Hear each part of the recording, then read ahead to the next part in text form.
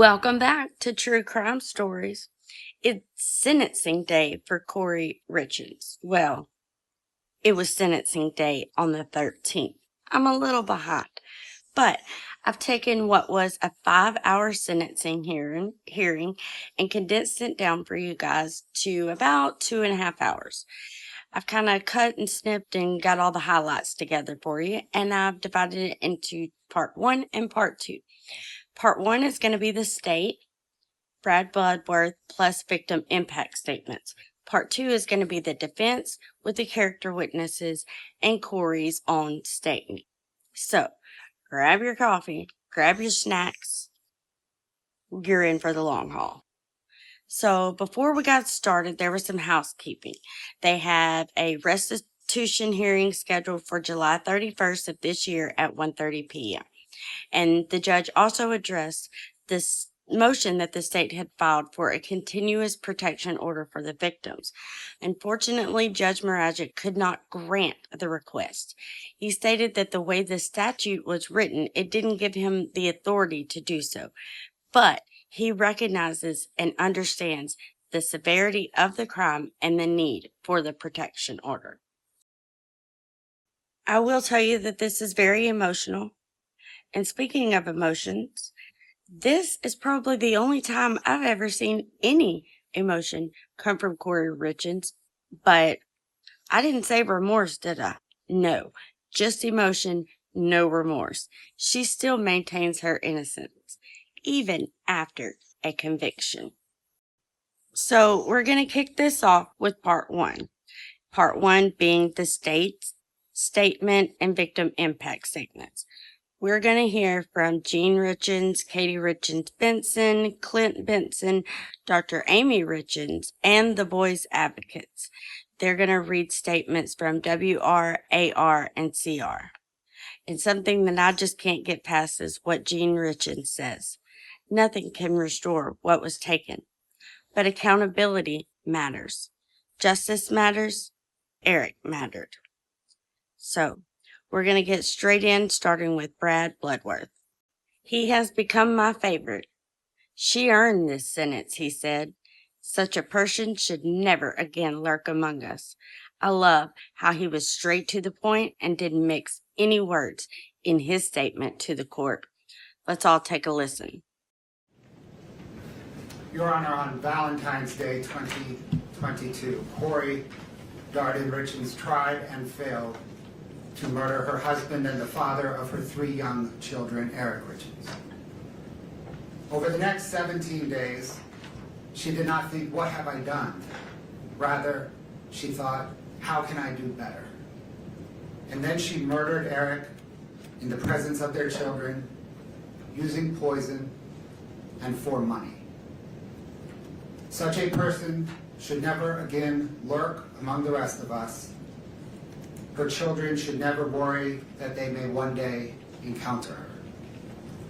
For these reasons, the reasons set forth in the state's sentencing memorandum, and the boundless reasons the court has learned from presiding over this case, the pending criminal case, and the multiple associated civil cases, the state requests that the court impose a sentence of life in prison without parole on count 1, 5 years to life in prison consecutive to any other sentence on count 2, 1 to 15 years in prison consecutive to any other sentence on counts 3 and 4, and 1 to 5 years in prison consecutive to any other sentence on count 5. Furthermore, the state requests that the court order the defendant to pay restitution to Auto Owners Insurance Company in the amount of $1,017,018 and True Stage Insurance Company in the amount of $352,562.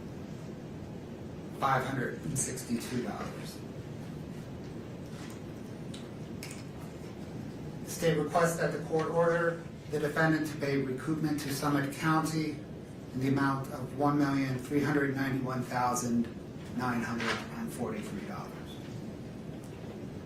Kouri Richins earned this sentence Her children deserve it. Only this court can order it. Thank you. Thank you. Your Honor, my name is Kouri Richins. I'm Eric's father. No parent should ever have to bury their child. It's a loss that changes you forever. Eric was taken from us way too soon, and his loss has left a permanent hole in our family that will never be filled, ever. Eric was first and foremost an incredible father. To his three boys, Carter, Ashton, and Wes, his sons were his world, and he was theirs also. They didn't just see him as a dad, they saw him as their best friend, their coach, their mentor, their protector. He was present in every part of their lives. Whether it was soccer, baseball, basketball, or any activity that they were involved in. Eric was there coaching, encouraging, and supporting not only his own boys, but every child on the team. Eric didn't just coach sports, he built confidence. He built character and friendships. He gave his time freely because he cared deeply about helping young people grow into strong, kind, and capable individuals. The impact Eric had on these children and families continues even now. On the soccer team that he coached, before every game, the players gathered and called out a cheer. For many teams, it might be something ordinary. But for Eric's team, even 4 years after his death, they still break the huddle with the words, 1, 2, 3, Eric. That simple cheer speaks volumes about a man he was and the lasting imprint that he left upon young lives in this community. He was a light to his sons, to the boys he coached, and to our entire community. A light that was taken far too soon. Eric was only 39 years old. As his father, I miss him every day. I miss our conversations. I miss watching him grow into a man I was so proud of.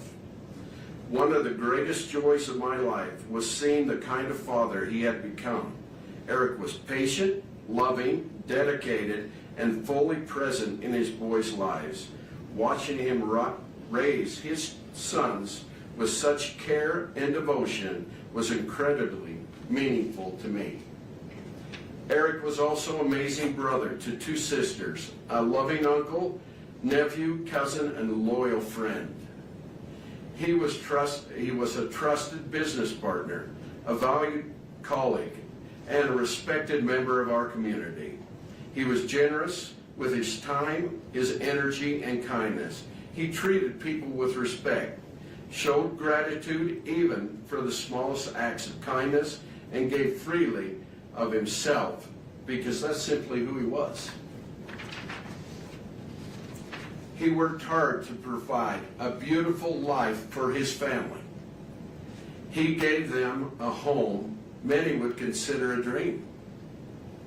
He ensured their needs were met, supported them, cared for them, and treated his wife with love every day. Yet despite everything he gave, his life was taken from him, not by a stranger, but by a person he should have been able to trust the very most in his life. He was betrayed in the most imaginable way possible. His life was taken through calculated, intentional actions motivated by the greed, control, and desire for a different life with someone else. Eric's boys lost a father. I lost my son. His sisters lost their brother. Our family lost a man who represented the very best of what a person can be. The ripple effects of this loss extend far beyond our immediate family. Because of the calculated and intentional nature of this crime, I respectfully ask the court to impose a sentence of life without the possibility of parole. This sentence is important to Eric's 3 sons never have to live with the fear that the person responsible for taking their father could ever harm them again, and to ensure she can never harm anyone else ever again. Despite our immense grief, I want to acknowledge and thank those who have worked tirelessly to bring justice for my son. Eric was always grateful for others, showed kindness and dedication, and I know he would want to express sincere appreciation to those who gave their time, effort, and professionalism to seek the truth in this case. We are deeply thankful to the prosecution team, Margaret, Brad, Lindsay, Fred, Joe, Wendy, Patricia, and the entire staff who supported them for their commitment and their perseverance. We also want to recognize and thank Todd for his dedication and relentless efforts in helping us ensure justice has been served. We are also grateful to Grace Wardis for serving as a spokesperson and an advocate for our family throughout this process. We thank the Summit County Sheriff's Office, Lieutenant Hemingway, Detective O'Driscoll, Detective Hopper, Officer Woody, Officer Gibson, and all the law enforcement personnel who worked on this investigation. We thank the bailiffs who ensured the safety and the order of this courtroom. We thank you, Your Honor, for your patience, professionalism, and stewardship of this process. We extend our heartfelt gratitude to each juror, including the alternates, for their sacrifice and their time, for seriously taking the responsibility, who carried out to ensure justice was served. Nothing can bring Eric back. Nothing can restore what has been taken from his sons, from our family, and from this community. But accountability matters here. Justice matters. Eric mattered. His life, his love mattered, his example mattered. He will always be remembered as a devoted father, a loving son, a supportive brother, a loyal friend, and a man who made lives of those around him better. We miss him every day and will continue to honor his memory by living with the same kindness and dedication that he showed to everyone fortunate enough to know him. Thank you, Your Honor. Today is Eric's birthday. I stand before you because he can't.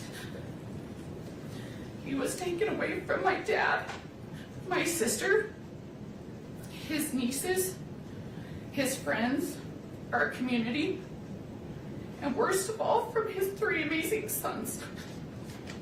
Sorry. He was taken away from us by a person he should have been able to trust, the person he should have trusted most in the world, his wife. It's impossible to fully describe how devastating Eric's death and Kouri's crimes have been to our family. Nearly every aspect of our lives has been permanently changed, and we have no choice but to live with those changes and with Eric's loss forever. Eric was a phenomenal brother, father, son, nephew, grandson, cousin, friend, and businessman. Eric and I were extremely close. We went through school together and navigated life side by side. Wherever Eric went, I was usually tagging along right behind. At school, Eric's nickname was Richie, and mine was Little Richie, a reflection on how inseparable we were. He wasn't just my brother. He was my constant, my protector, and one of my closest friends. The bond he shared with my mom was truly special. We would often joke that the umbilical cord had never really been cut, but in truth, it spoke to the deep, unbreakable love they had for each other. This is who Eric truly was, a man defined by love, integrity, and unwavering devotion to his family. He is none of the things that Kouri tried to portray him as. Those mischaracterizations were nothing more than a vile effort to deflect blame. And those mischaracterizations stand in stark contrast to the reality of the man we all knew and loved. Eric's life and his actions and the profound impact he had on those around him speak for themselves, and they tell a story of goodness, strength, and character that cannot be rewritten or diminished. His 3 sons are going to grow up and live nearly their entire lives without their dad. They are going to get to know their dad more from the stories we tell about them than their actual experiences. In all likelihood, by the time they are each 44 years old, which is how old Eric would be today, they will have little to no actual memories of Eric. And they have to go through life without their dad because their mother planned and carried out his murder. She could not have done anything more selfish or more cruel to those boys. In the place of a stable, secure, and loving home, Kouri gave the boys permanent trauma. They were in the house the night she killed their father. They were awake.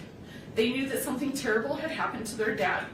As we heard on the 911 call during trial, one of them even walked into Eric's bedroom, where Eric's body lay dead, poisoned by someone who his son should have been able to unconditionally trust, love, and depend on.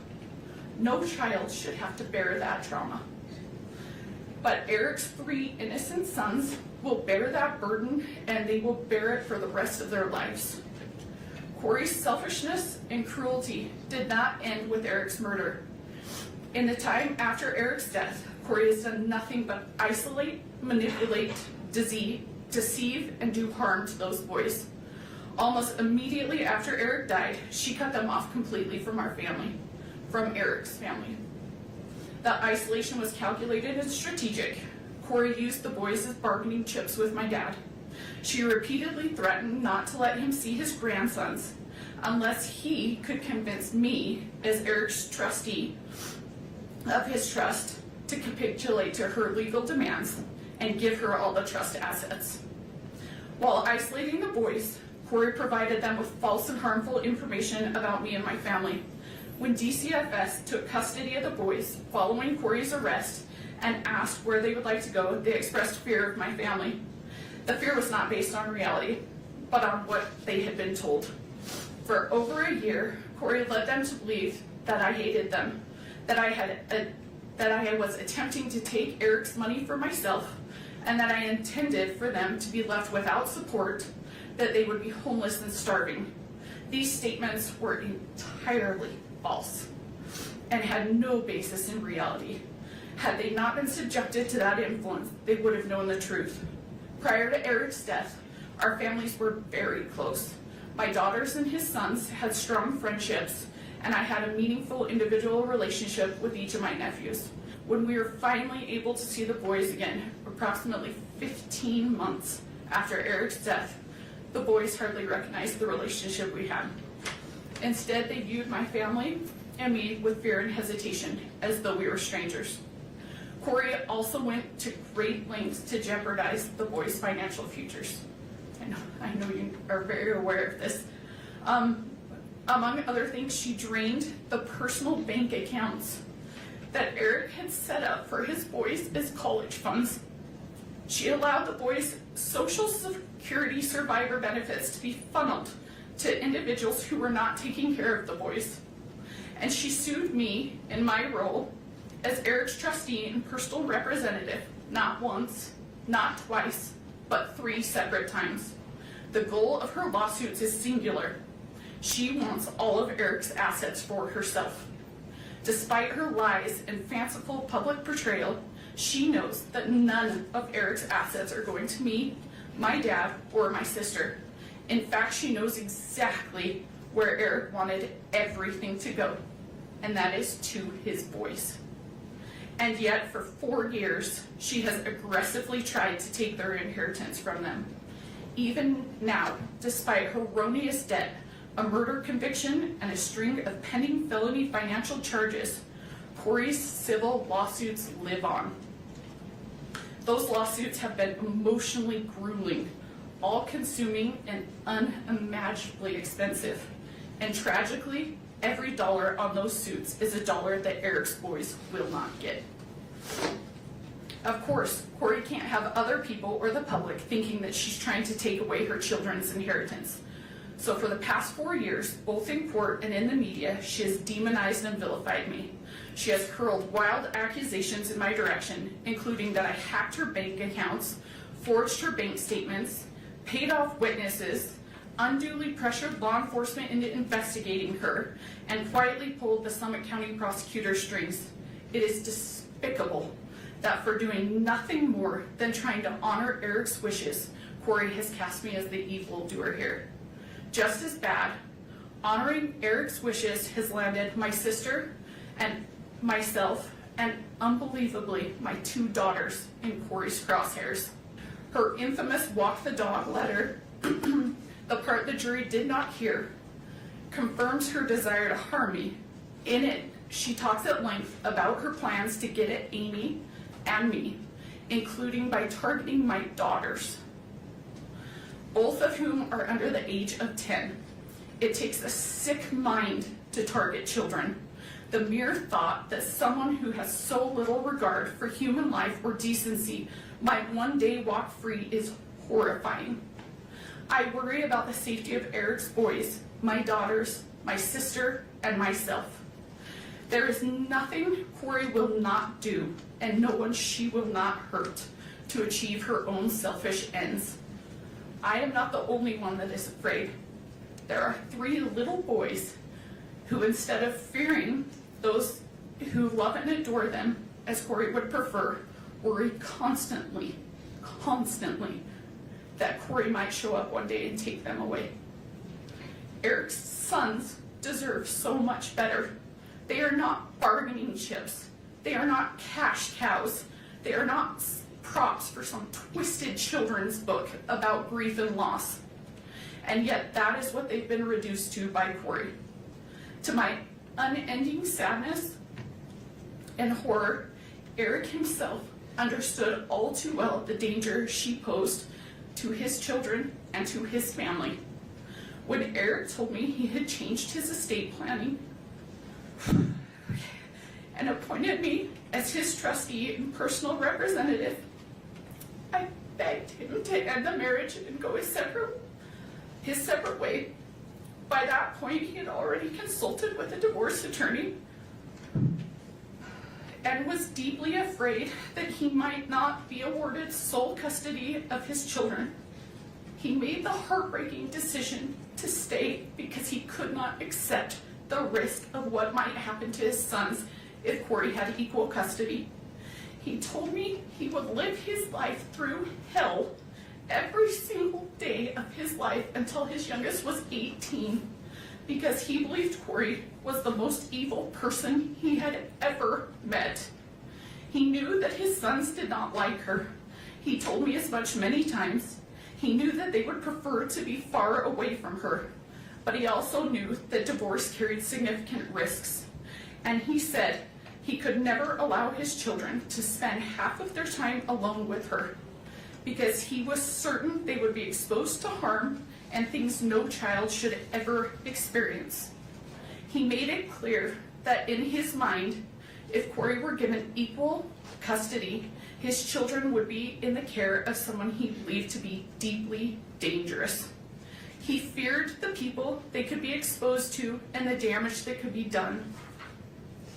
At the same time, he spoke with deep love and admiration for his boys.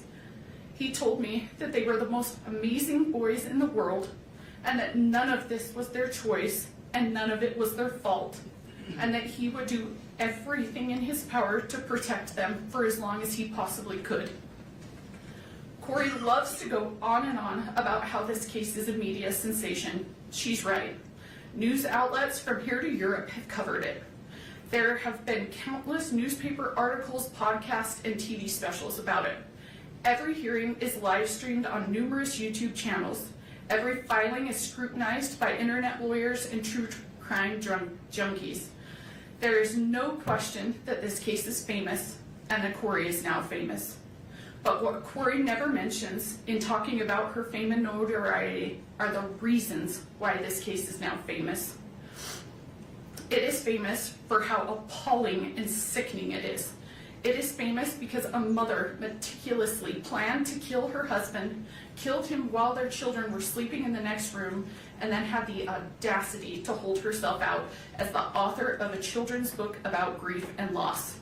It is famous because she spent time Googling luxury prisons for the rich in America.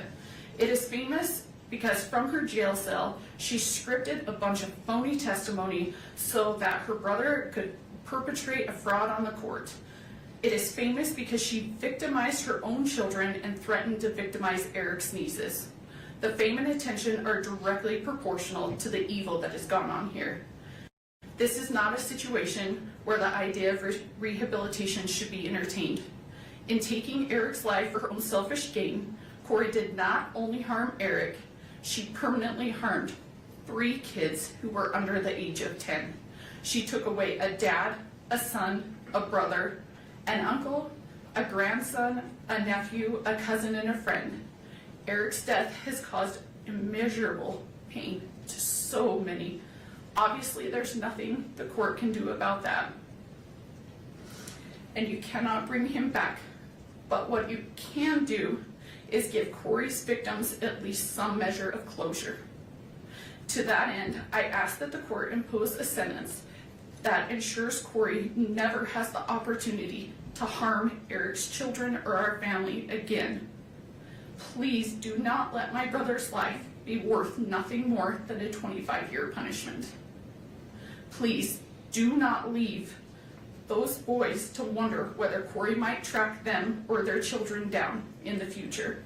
Please do not create a possibility for Kouri to endanger Eric's boys, my daughters, my family, or anyone else ever again.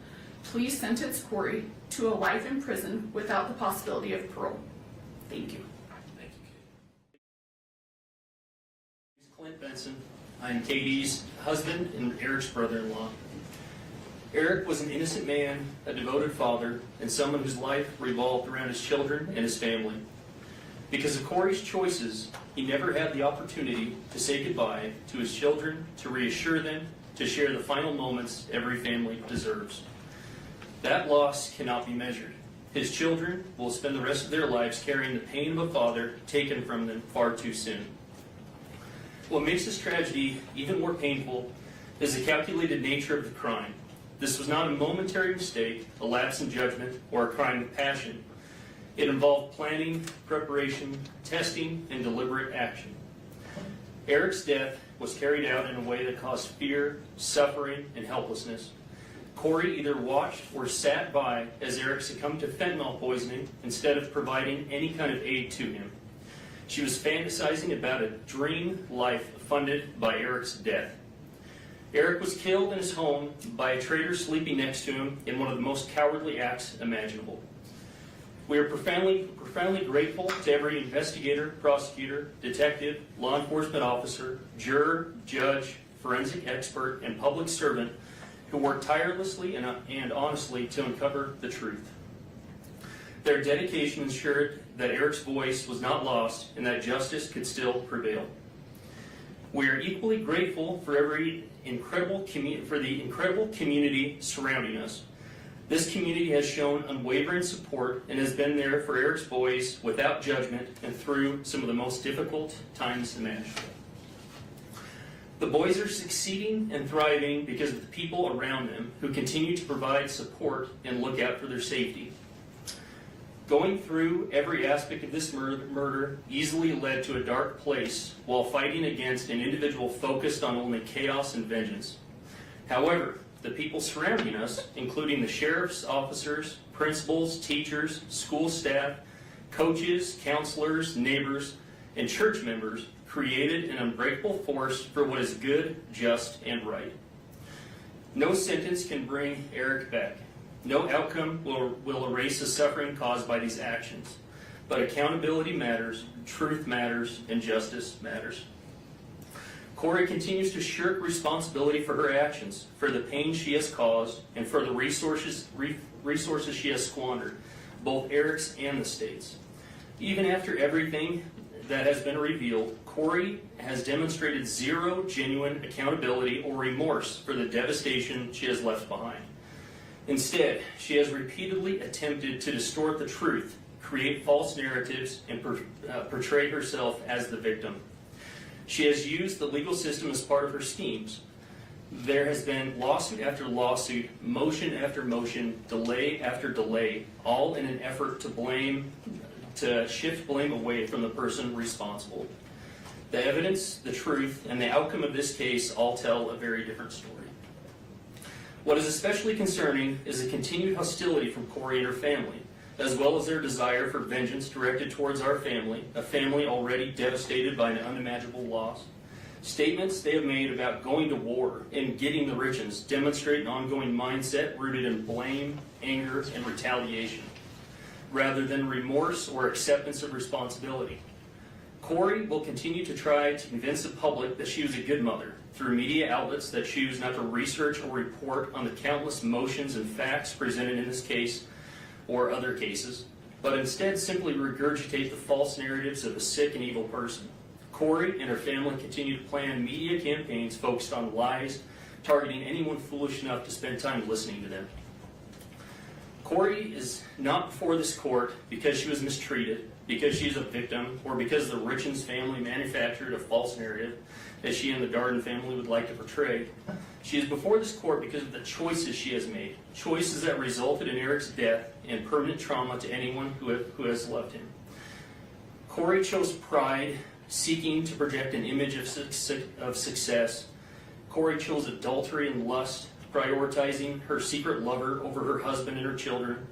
Kouri chose fraud and greed, hoping to profit from Eric's death.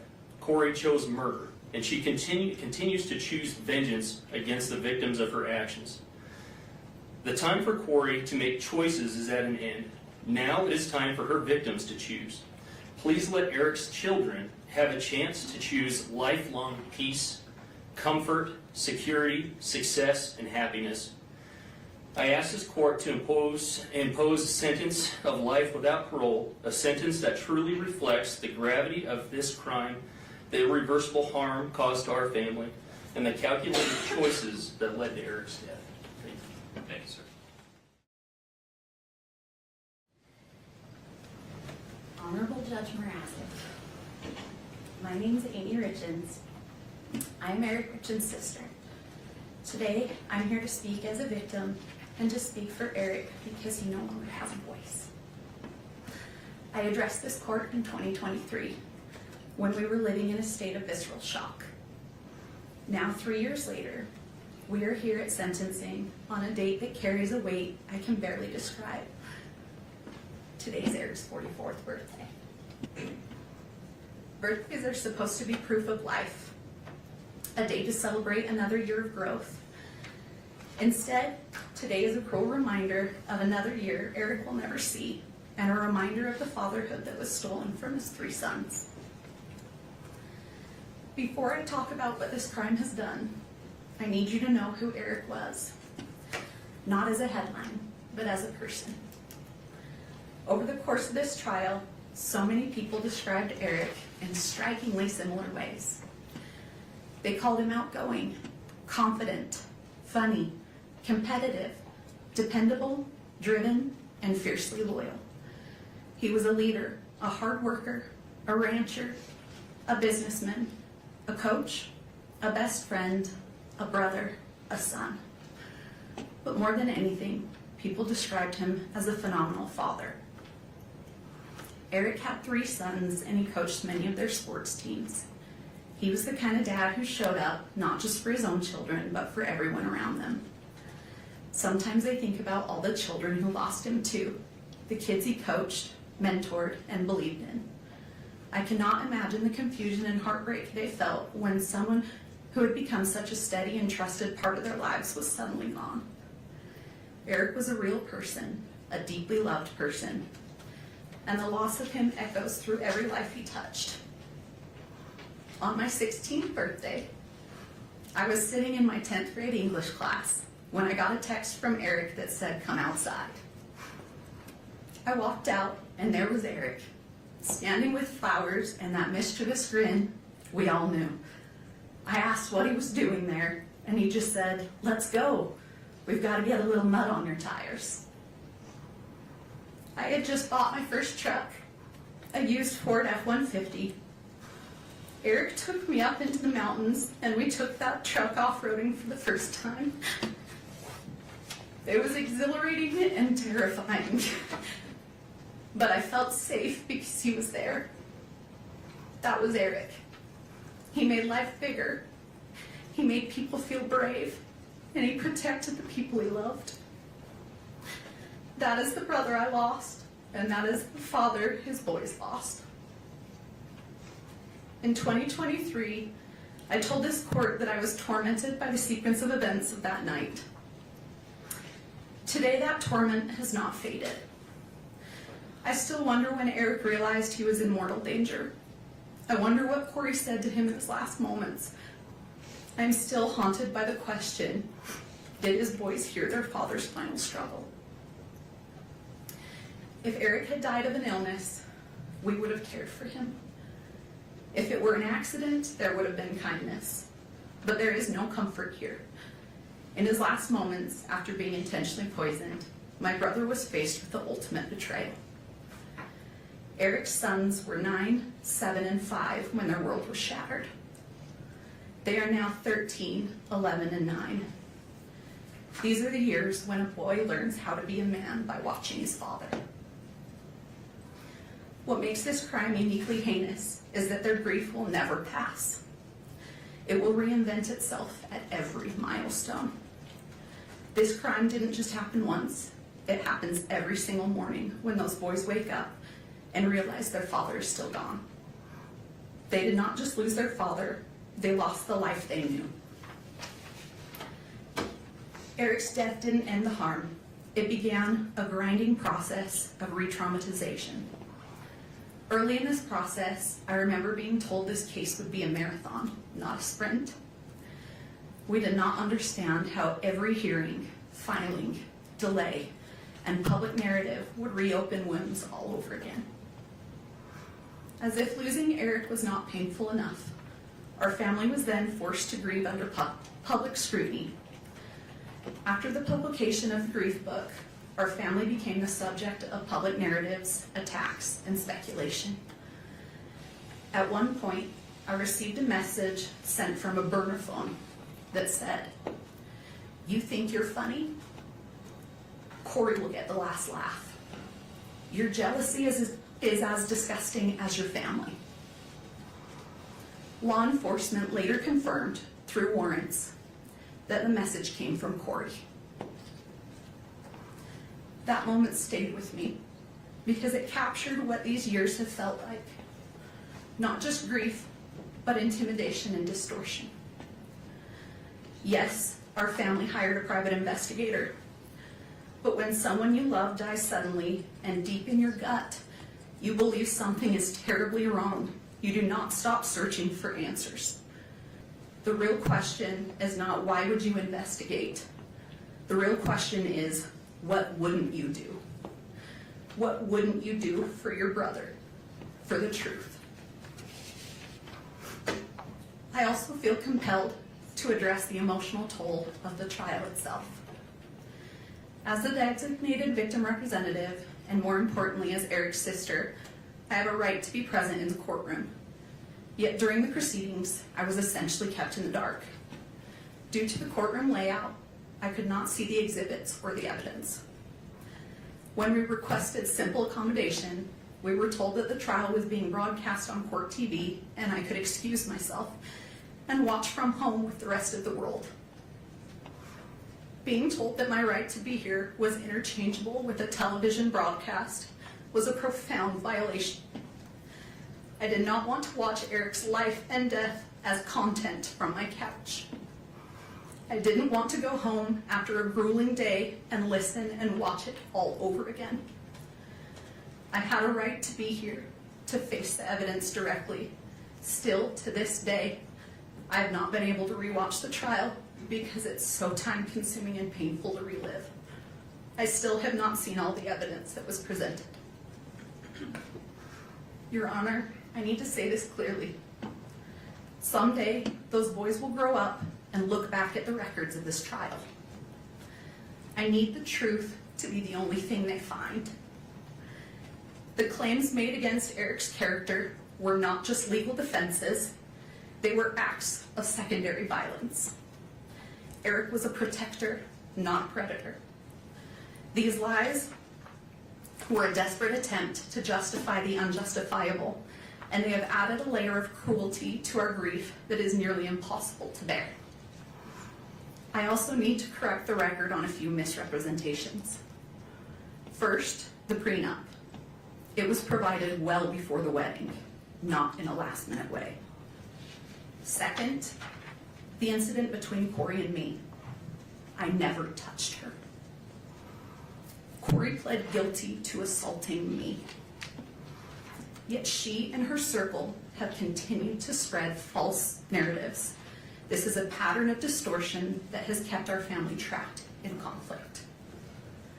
There is something that has haunted me for years. And I found out Katie was the exact same today. I begged Eric to leave too. I begged him to divorce her. But Eric was trying to protect his boys. People often struggle to recognize intimate partner violence when the victim is a man. But Eric's actions spoke for themselves. He documented conversations. He tried to protect himself.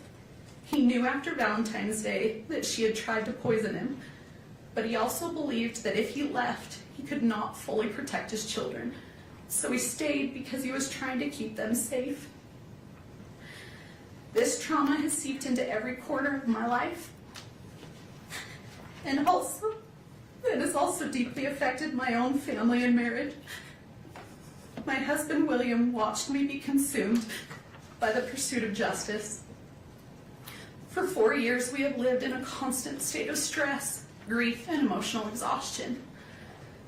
I lost my job as a professor at Montana Tech University on the very day I was subpoenaed to appear in this court.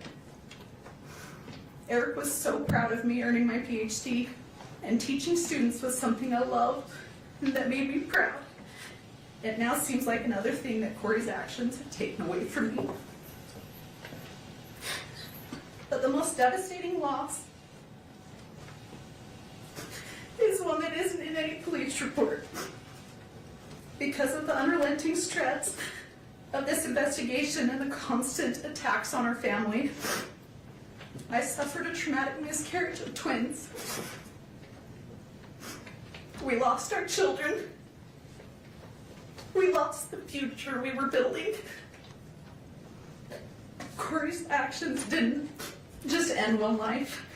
They reached out and stifled the lives of my unborn children as well. That loss lives inside this tragedy too.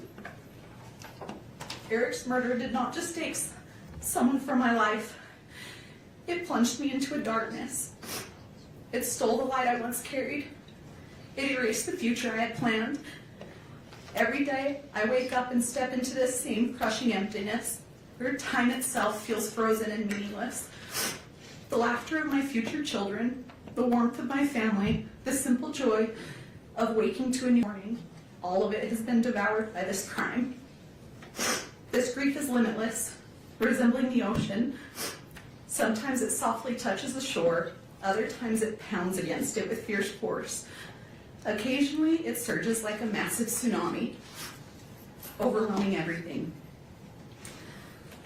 These changes can occur suddenly, and like the ocean, it cannot be controlled. I didn't just lose my brother. I lost my sister-in-law. I lost someone I considered my friend. We'd had good times together. That loss is so complicated now, Your Honor, because it forces you to grieve someone who is still alive while facing the horror of what they have done. It is grief that doesn't resolve. It just sits there heavy every day. This crime has fractured our family in ways outsiders cannot understand. One of the most painful realities is that my husband and I do not get to see our nephews.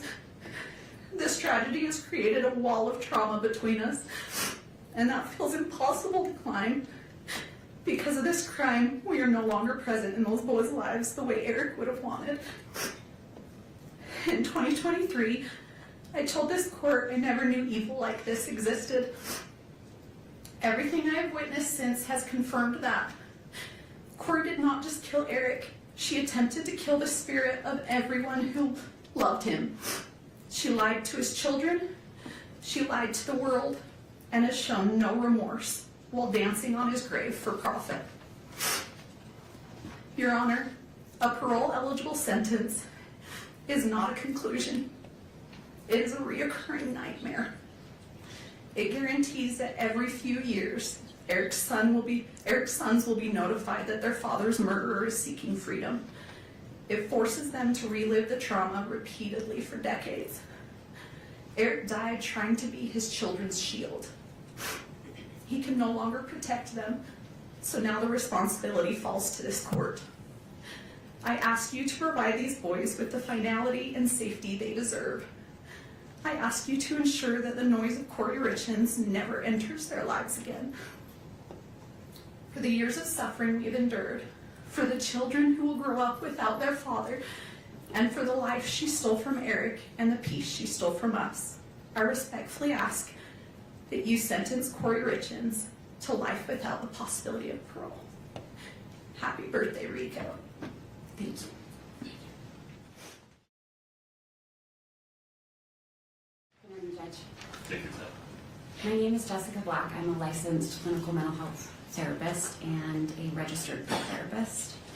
Myself and my colleagues are here today to read the victim impact statements for 3 children. We are here as advocates on their behalf. After a developmentally appropriate process, the boys were able to decide individually how they wanted to share their statements, and this is what they chose. Our roles are to read their words exactly as they wrote. The boys want the court and the world to hear their side. This is from WR. I woke up to sirens, and there were a lot of people at my house, and I was definitely scared. I felt confused. I was in a bedroom with my brothers, and I didn't know what was happening. At first, I was really scared because I didn't know what was happening, and I had no control, and I felt helpless. I felt really overwhelmed. After my dad died, Kouri would put us in the basement while she was with the neighbor. I felt scared because I thought something really bad was happening again. She would take me to places that smelled really bad. Everything she did made me feel uncomfortable. When someone talks about Kouri, it makes me feel hateful and ashamed. She took away my dad. It's made me have a hard time trusting people. I was scared that Kouri's family would come to my school and take me. I had to go to counseling with DCFS in Heber, and I did not like it. DCFS made me talk to Kouri, and I couldn't do things that I wanted to do. I felt not important to anyone. I feel a lot better about myself now than I did with Kouri. I can't ever see my dad again. I want her to go to prison forever. If she got out, I would be so scared, really mad, and I wouldn't want to go with her anywhere. I'm worried that she would take me away from Katie and Clint. Once she is gone, I will feel happy, and I will feel safer and relaxed, and trust people more. Thank you.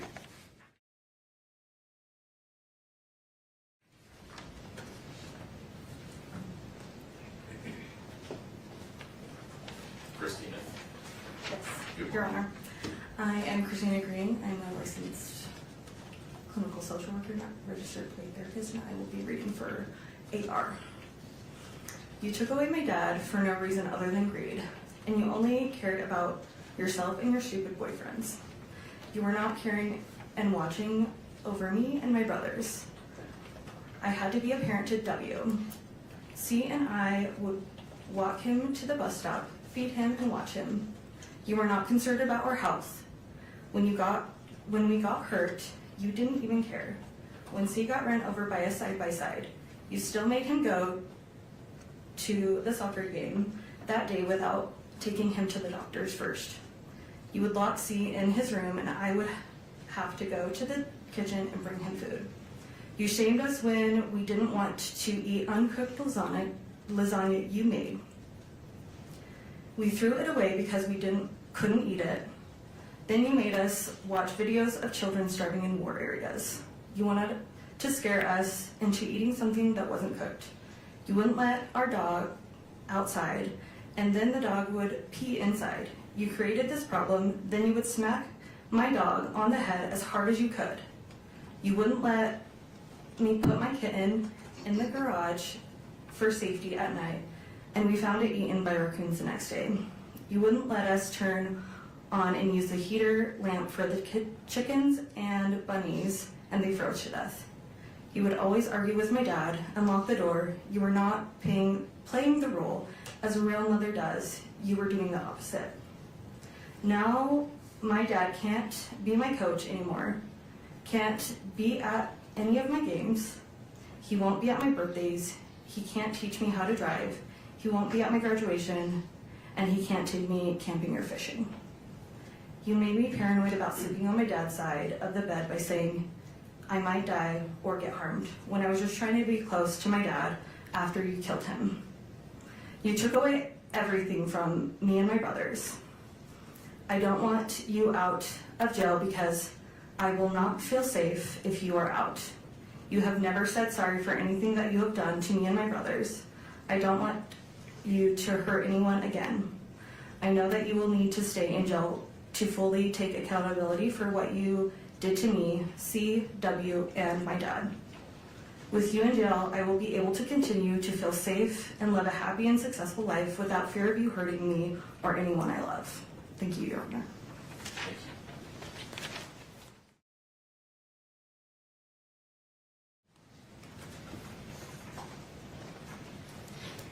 Sarah. Yes, my name is Sarah. I'm a licensed clinical social worker and registered play therapist, and I'm going to read the victim impact statement for CR. My name and age now, my name and age I was at the time of the crime. CR, age 12, now 13. I was 9 when my dad was murdered. What I would like to see happen if the perpetrator is convicted of the crime, I would like to see Kouri get a life sentence. My thoughts regarding an appropriate sentence for the person who is accused of this crime and if they are found guilty. I think Kouri should get a life sentence because what she did is very sick, because it had no reason to happen and it impacted a bunch of people, including me. These are some reasons why I think she should have a life sentence. The information I feel is important for the judge to be aware of in sentencing. I think the judge should know that my dad was a good person and very thoughtful and kind and helped whoever needed help. He was always taking the extra mile to help people. My physical injuries as a result of this crime are as follows. I was sleeping and then I went to get a drink of water, then went back to bed. And when I woke up shaking and Bailey called the ambulance and they came and I couldn't talk for a while, I think Kouri had something to do with it because she didn't call the ambulance. She called Bailey and Bailey called the ambulance. At the ER, Kouri resisted to have my blood drawn, and kids who usually have this kind of seizure is when they are a few months old to a year old. I learned later that Kouri bought more fentanyl and had it in the house when this happened. I think this is what happened. She did what she did to my dad in the living room. My experienced emotional injury because of this crime is described as follows. Sad. I feel mad that I have to feel sad. I went from being scared for my life to feeling really good. I was scared for my life because I didn't eat that much. Kouri was always drunk on. I was always locked in my room. I can't remember, but I am pretty sure the lock was on the outside. Kouri threatened she would kill my lizard because we didn't want to watch some weird show with her. All of our chickens died because there was no food or water. My rabbit died because we didn't have food or water. The goats almost starved to death because she bought moldy hay and she didn't water them. Nothing ever got fed or watered. It didn't feel good to worry about my animals. I felt like I had to take care of my siblings. Ash mostly took care of me though, because I was locked in my room. Ash would bring me food. Kouri would lock me up if I told her she was drunk. This happened pretty much daily. I feel angry that she locked me in my room. I am angry almost all my animals died. I am angry she threatened to kill them. I am angry she killed my dad. I started to feel really good when I moved into a safe place. It was safe because the people around me were safe, Katie and Clint. I felt safe at Jake and Shalina because I wasn't with Kouri anymore. Counseling. I feel annoyed that I have to go to counseling and tell the story about what happened 55 million times. I feel better now because I know it's to help me. I would like to not have to go to counseling. I would like to have to not worry about anything after this trial is over. I want the judge to know I hope Kouri gets convicted to a life sentence. Kouri is always drunk. I want the judge to know my dad was a good person and I miss my dad. I miss my dad, but I do not miss how my life used to be. I don't miss Kouri, I will tell you that. Thank you. That was definitely as emotional as it can get right there.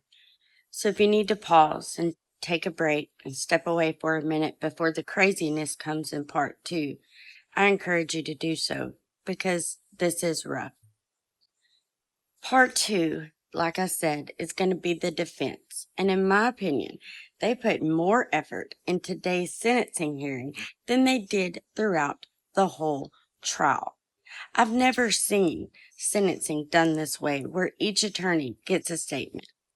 Now, there you're going to hear and see the character witnesses today. You're going to hear a letter read by Wendy Nestor from Kouri's mom. You're going to hear from Kouri's sister, Kouri's brother, and a friend, Greg Hall. What you're not going to hear are several letters that were written and read aloud in court today from investors, pastors, and a few family members. I didn't include those. I apologize for not including everything, but I was trying to condense this down. So if you do want to go back and catch the things that's been edited out to condense this down, I encourage you, go watch the whole sentencing hearing. So part 2, like I said, defense statements, character witnesses.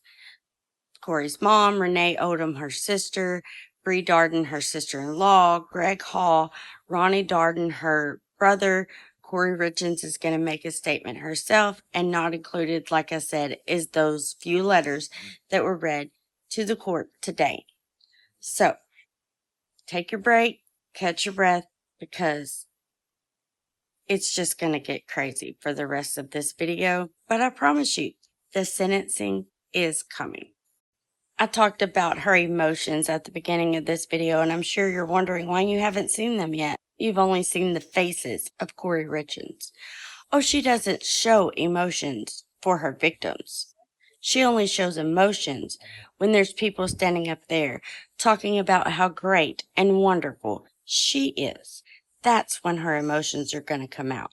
So, if you didn't notice the faces of Kouri Richins that has been throughout this entire trial and process, go back and watch those. With that said, get water ready for the waterworks because we're starting on part 2, and we're going to start with Kathy Nestor. May it please the court. Excuse me. We began this journey when Kouri Richins stood before this court, stood before your honor, and entered a plea of not guilty. And now, after being convicted by a jury, she stands before you again. And on this day, she will tell you again that she did not do what she has been convicted of doing. And that is her right under the law. And we, her advocates, we are tasked with a sacred duty. A duty to protect and preserve her constitutional rights at all costs. In the face of criticism, scorn, and ridicule from the public, the media, and anybody else connected with this case. We have been committed to our duty throughout this trial, and we remain so today. It is our privilege and honor to stand beside Kouri. We believe in her innocence completely. And we will continue to stand by her as she takes her appeal to the next level, to a higher court. But that battle remains for another day. Today, she stands before you, convicted by a jury of 5 felony counts. We recognize and honor that this court is also tasked with a sacred duty, a duty under the Constitution and laws of our state to decide the appropriate sentence in light of Ms. Richins' convictions. The enormity of that responsibility cannot be denied. Everything we will present to your honor today is submitted for your consideration with an abiding faith in the court's commitment to its sacred duty, and in the prayerful hope that mercy will prevail over calls for retribution. As the state has conceded in their briefing, in order to decide an appropriate sentence, it is right and just for this court to look not only at the conduct for which Kouri Richins has been convicted, but also at her entire life. The good things she has done, making her worthy of the mercy of this court. Things such as the personal traits and characteristics that suggest she is not the monster that the prosecution portrays, but a human being, a mother, a daughter, a sister, a friend, a person that has made mistakes, but a person who has loved deeply, a person who's completed acts of kindness and love and care toward others, a person who's contributed to her community, a person who, even in the darkest time of her life, reached out to help others who were incarcerated alongside her, a person who unselfishly tried to ease the pain her family and friends experienced as a result of this case. Now, we have asked people who know Kouri the best to show you the person they know and love. You will hear from family and friends who saw her the most. You will hear from people who worked with her. You will hear from people who spent time with her since she's been incarcerated and have seen how committed she is to rehabilitation while she's in jail. Even more telling, you will hear how she's helped others even when facing unbearable situations in her own life. All of these individuals will reassure this court that she can be productive and make positive contributions in a carceral setting. You've heard from the state their cry for the harshest punishments available under our laws. Yet you also presided over this trial. You saw the evidence and the absence of facts that would justify such penalties. I am sure this court is aware of what a sentence of life without parole actually means in a prison setting. These individuals are locked down in their cells 23 hours a day. They are not provided with the opportunity to participate in programming, seek education, work at jobs in the prison. For all intents and purposes, they are treated as death row inmates. They are denied in-person visitation. They are stripped of any sense of community or humanity. They have no hope of any future reunification with the people they love. Out of the thousands and thousands of cases that go through our criminal justice system, less than 100 individuals have been determined to be worthy of a sentence of life without parole. And that is because judges throughout this state understand that such a sentence presumes that an individual is wholly incapable of redemption or rehabilitation and should be punished in the worst way imaginable until they die alone in a cage. And Ms. Lewis will talk more about that later. But in the meantime, you're also going to hear from 3 people who've never met Kouri Richins. They know nothing about her case, but they know about what life without parole means. You are going to hear from a mother whose son was murdered, and how many years ago she was in the position that the Richins family is in now. You will hear about her journey to forgiveness, and how after many years she came to regret seeking the penalty of life without parole for her son's killer. You will hear from a woman who understands how Kouri's boys feel. Her father killed her mother and was sentenced to prison. You will hear how she learned to forgive her father and how she's enriched her life through finding her way into a relationship with him again. And you will hear from a former prosecutor, someone who sat right where Mr. Bloodworth sits now, and how he personally witnessed the rehabilitation and tragic end of an individual he put behind bars for life. All of these perspectives are important because they remind us and the court that the recognition of the precious gift of life takes many forms and can change over time. They remind us that the decisions made by this court today can reflect our own humanity and inspire us all to have hope and believe in forgiveness. Finally, Your Honor, you're going to hear from Ms. Richins herself. Her allocution is unusually long. She has worked very hard on it. We ask the court to allow her to take about 30 minutes or so to read her words aloud. She is going to share with you what matters most to her in this world, her love for her boys. It is all she has left. Everything else she has ever held dear in her life has been stripped from her. It is her hope that in openly and honestly sharing her love and hopes and dreams for her boys with you, that you will see what it is inside of her that is worth saving, that is worthy of mercy, and that is filled with hope, humanity, and love. So with the court's indulgence, we'd like to read aloud some letters that have been provided to us. As I discussed, some have asked us to read it and only share the names with you in the prosecution. Some are here to read them themselves. And we are grateful to the court's indulgence. Kouri's mother, Lisa Darden, is here in the courtroom. She's actually, I feel, given me the privilege to read her words. She was concerned about her ability to read them herself. Your Honor, Kouri is my daughter. I write to you today carrying grief that words struggle to hold. First and foremost, I want to acknowledge the loss of Eric. He was my son-in-law, my friend, and a truly wonderful father. Eric had a kind heart and a generous spirit. He was deeply loved, and he will never be forgotten by me or by the many people whose lives he touched. Eric once saved my life, and I have carried that gratitude with me every day since. His legacy lives on most clearly through the 3 beautiful boys he left behind. Your Honor, I speak today as a mother and as a grandmother. The children are my greatest concerns. These 3 boys have endured unimaginable loss and upheaval in their young lives. They lost their father, then their mother, then the sense of safety and continuity every child deserves. Their world has changed again and again through no choice of their own. Whatever sentence is imposed will shape their lives forever. Whatever sentence is imposed, that was their choice. I will continue to watch the boys grow, whether at school events, or sporting activities, and throughout their lives. I will keep them in my prayers, hoping they grow into emotionally stable and resilient young men. Kouri is more than the worst day of her life. She is a mother who has devoted herself to her children since the day they were born. Before all of this, she was deeply involved in their schooling, their sports, their faith, and their community.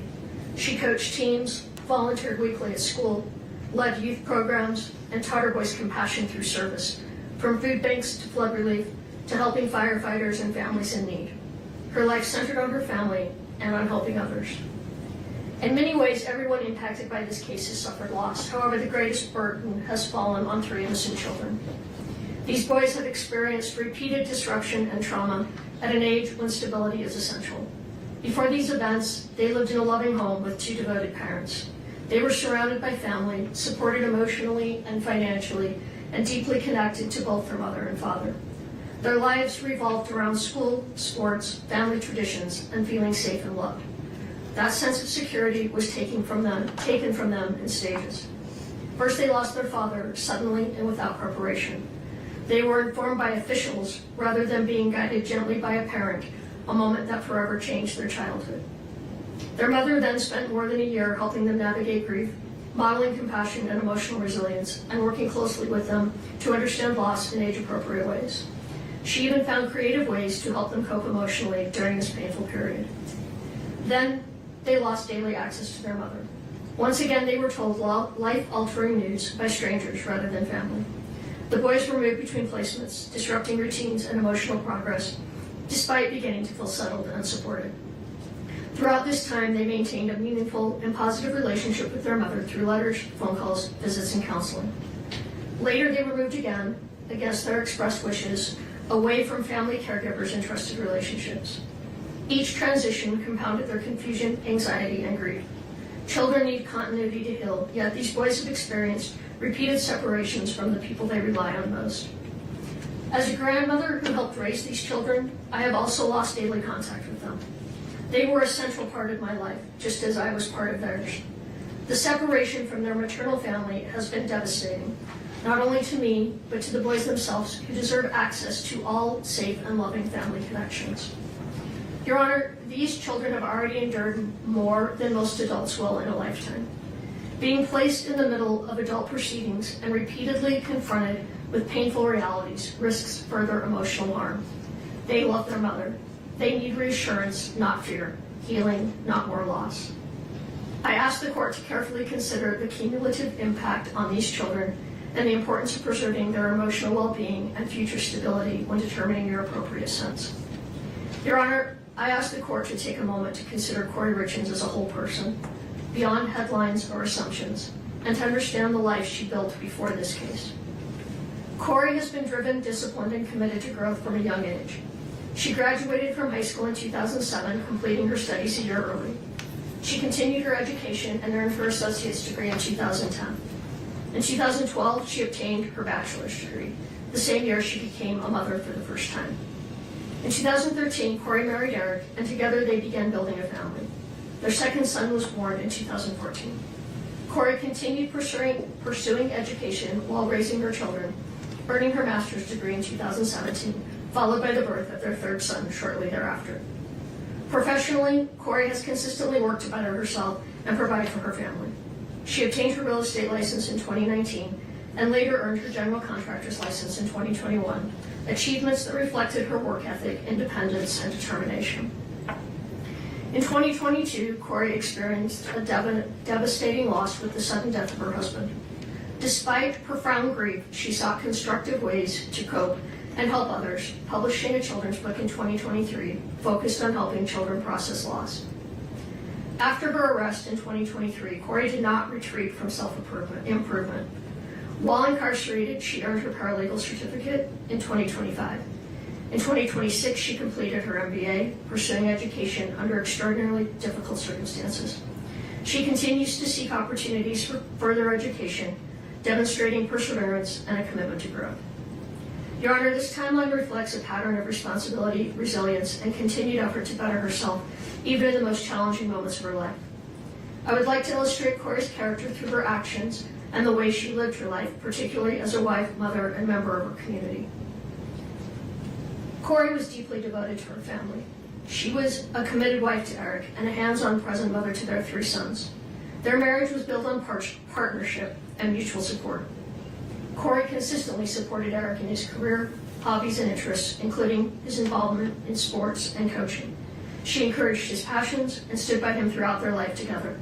In return, Eric expressed his commitment to caring for his wife and children, and their shared priorities were apparent in the way they lived and parented. As parents, Kouri and Eric focused on raising kind, engaged, and active children. Kouri was closely involved in her son's education, sports, and activities. She volunteered weekly at their school, coached youth soccer and basketball, served as a scout leader, and was present at practices, games, and events. Her time, energy, and focus were always directed toward her children's well-being and development. Beyond her immediate family, Kouri consistently showed compassion for others. She was active in community service and believed strongly in teaching her children empathy through example. Together, they volunteered at food banks, participated in flood relief by filling sandbags for elderly residents, baked cookies for firefighters during fire season, and assembled care packages for families and individuals in need.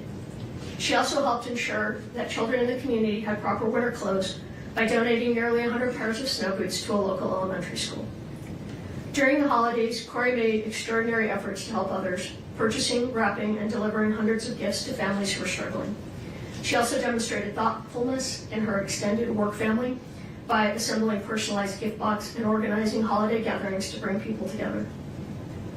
In 2023, following her husband's death, Kouri published a children's book designed to help grieving children process loss. She donated hundreds of copies to children who had lost a parent and visited schools to read to students dealing with grief. Although the book achieved some commercial success, her intention was not profit. It was to help children feel less alone during one of the most difficult experiences a child can face. Kouri has always viewed her greatest accomplishment as her family, her husband, her children, and the home they built together. Her loyalty to her family is unwavering. As an aunt, she has been a consistent and loving presence in her nieces and nephews' lives, providing child care support, attending milestones and school events, and assisting her siblings whenever they needed her. She has been the person who organizes family gatherings, holidays, and shared tradition, keeping the family connected. Faith has also played an important role in Kouri's life. She and her children regularly attended church and participated in faith-based community activities, reinforcing values of service, compassion, and responsibility. Your Honor, these are not isolated gestures. They reflect a long-standing pattern of generosity, responsibility, and care for others. Kouri's life before this case was defined by service to her family and community, and by her commitment to raising her children to be compassionate and engaged members of society. From a young age, Kouri demonstrated responsibility and a strong work ethic. While still in high school, she worked nights, weekends, and holidays to help support her aunt's business, using her earnings to pay her own way through college. That sense of responsibility never diminished. She continued to support extended family members whenever they needed help. Only 3 weeks after losing her husband, Kouri faced another profound loss with the death of her uncle. Even while grieving deeply herself, she stepped forward to help her aunt by taking on the responsibility of planning the funeral. This pattern, putting others' needs ahead of her own pain, has been consistent throughout her life. Kouri has always believed that no one should have to navigate grief or hardship alone. Kouri and I share an exceptionally close relationship as mother and daughter. She has stood beside me during some of the most difficult moments of my life, including surgeries and radiation treatments, providing care, support, and comfort without hesitation. Our relationship is built on mutual reliance, trust, and love. I, in turn, have played an active role in her family's life, helping care for Eric, the boys, and Kouri, and being deeply involved in their daily lives. Kouri also shares a strong bond with her brother. Though close in age, and like many siblings growing up, it was the loss of their father shortly after high school that solidified their understanding of the importance of family. Since then, the relationship has only grown stronger.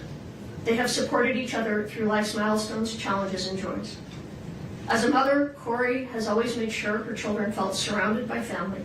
She intentionally included her brother in holidays, family gatherings, and everyday moments, reinforcing the value of connection and belonging.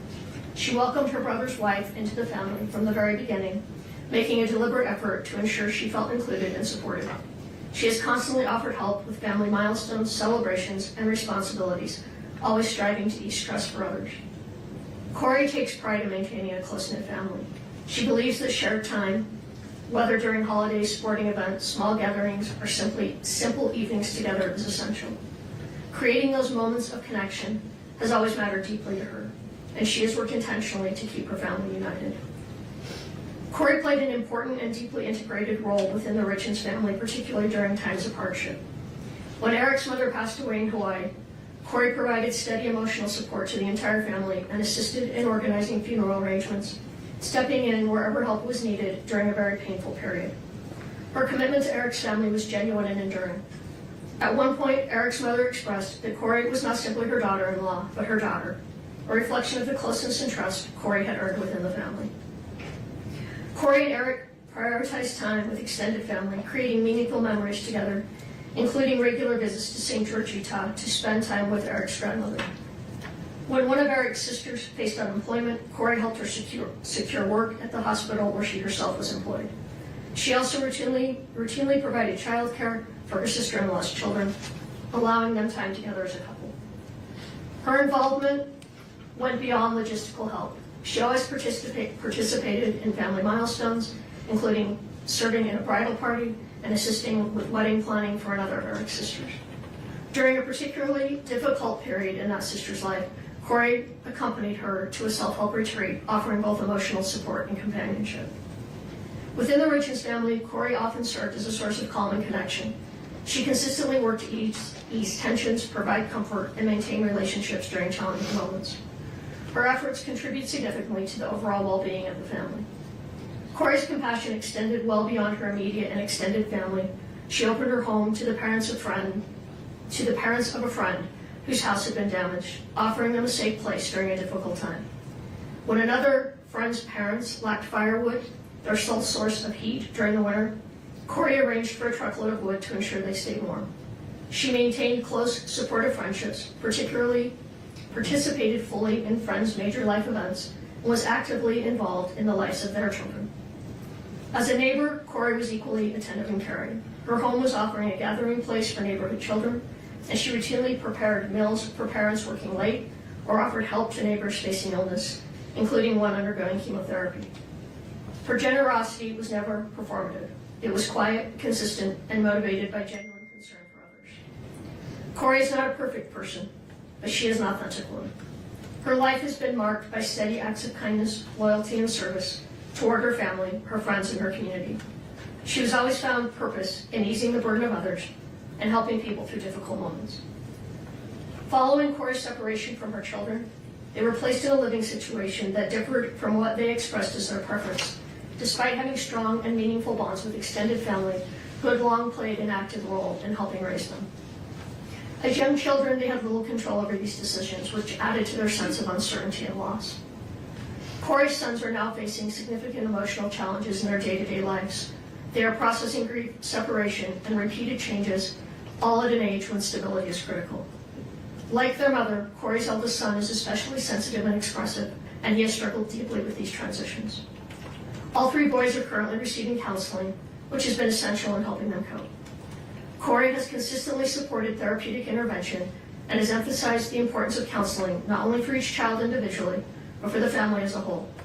In particular, she has advocated for additional individual support for her eldest child, recognizing his specific emotional needs. The circumstances surrounding their separation and the rules governing communications have made it difficult for Kouri and her children to openly share their feelings with one another. This limitation has taken an emotional toll on both the boys and their mother. Important thoughts, reassurances, and emotions often remain unspoken, creating additional stress and sadness. As a mother, Kouri experiences deep anguish over her inability to comfort her children as she once did. She worries constantly about their emotional well-being and struggles with the pain of knowing they are hurting while being unable to fully support them. Her concern for her sons remains constant and unwavering. Kouri has endured profound emotional and personal suffering since the loss of her husband. She is grieving the absence of the man she loved and built a life with, while navigating separation from her children and family under intense public scrutiny. The weight of these losses is immense, and it has affected not only Kouri, but her entire family, her mother, her children, and those who love her. Despite being incarcerated, Kouri has continued to demonstrate resilience and personal responsibility. Within the confines of jail, she has dedicated herself to education and self-improvement, using her time to study and work toward meaningful goals. These efforts reflect her character and her desire to grow, contribute, and remain a constructive presence, even under extremely difficult circumstances. Like many marriages, Kouri and Eric faced challenges. When difficulties arose, they chose to address them responsibly by seeking marriage counseling rather than turning away from one another. Those efforts strengthened their relationship. By all accounts from those closest to them, they were in a period of renewed connection and commitment, focused on their family and their future together. Your Honor, I stand before you as Kouri's mother. I love my daughter. I have known her for her entire life, not just through this case. I cannot speak to every aspect of what the court has considered, but I can speak to who she is as a human being, as a mother, and as a member of her family. I do not believe that Kouri did this, nor do I believe Kouri could possibly be capable of this crime. I can't validate what she did financially one way or another, and that's something Kouri will have to live with. I respectfully ask the court to consider a sentence that holds Kouri accountable for the jury's verdict, while still allowing for the possibility of mercy and hope. A sentence without the opportunity for parole would permanently separate her from her children and leave no room for redemption. Kouri's life has meaning, especially to her three sons and her family, and I respectfully ask that the sentence reflect not only accountability, but also the potential for rehabilitation and profound long-term impact on innocent children. Your Honor, I ask from a mother's heart that Kouri be given a sentence that allows the possibility of a future, one in which she can continue to grow and one day be a positive presence in life and her children's lives again. I firmly believe the jury reached an incorrect conclusion and that this outcome represents a profound injustice driven by personal bias. I do not believe Kouri is capable of committing murder. No one understands or loves her children as deeply as their mother does.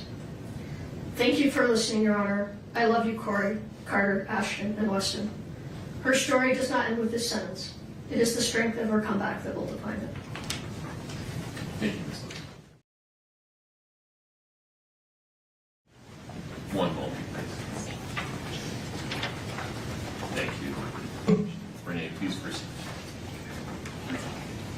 My name is Renee Odom, and I am here today as the sister of Kouri Richins. I want to begin by saying nothing I share today is meant to excuse or lessen the seriousness of what has brought us here. Eric's life was taken, and that loss is permanent. I want to acknowledge Eric by name and say that I loved him. He was kind to me. He was a part of my life, a part of my children's life, and a part of my family. He matters deeply, and he is missed. This tragedy has devastated our family, and its deepest impact continues to fall on Kouri's 3 boys. For more than 3 years now, they have been unable to see or speak with their mother. They have lost their father, and at the same time, they have lost access to their mom. Even in separation, Kouri has never stopped being their mother. She writes to her boys every single week. She reaches out every birthday, every holiday, holding on to that connection with everything she has and reminding them that they are loved.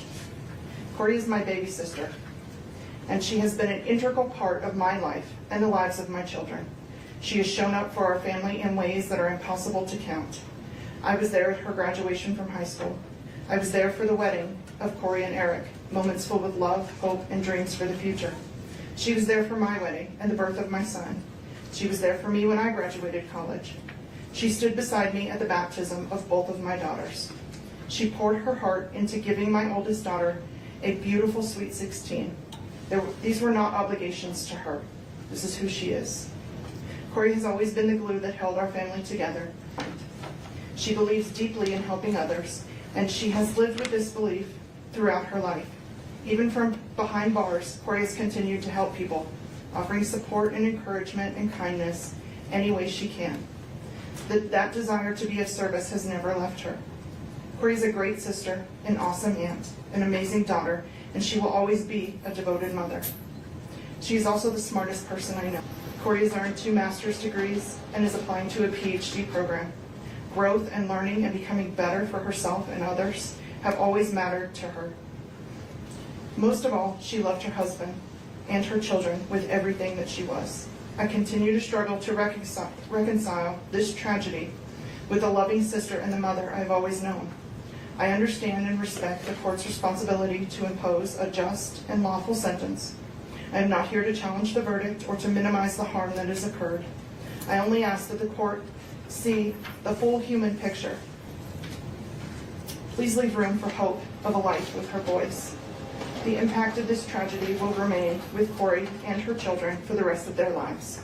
Our family deeply feels the absence of her presence and that of her boys, her guidance and her love. I love you, Kouri, and I will always stand by you. Thank you, Your Honor, for letting me speak and considering my words.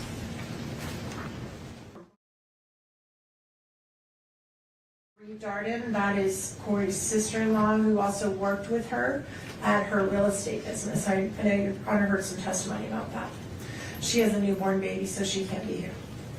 Your Honor, I was introduced to the Richins family around 8 years ago, excuse me, and was able to have been around Kouri, Eric, and the boys since the youngest was 1.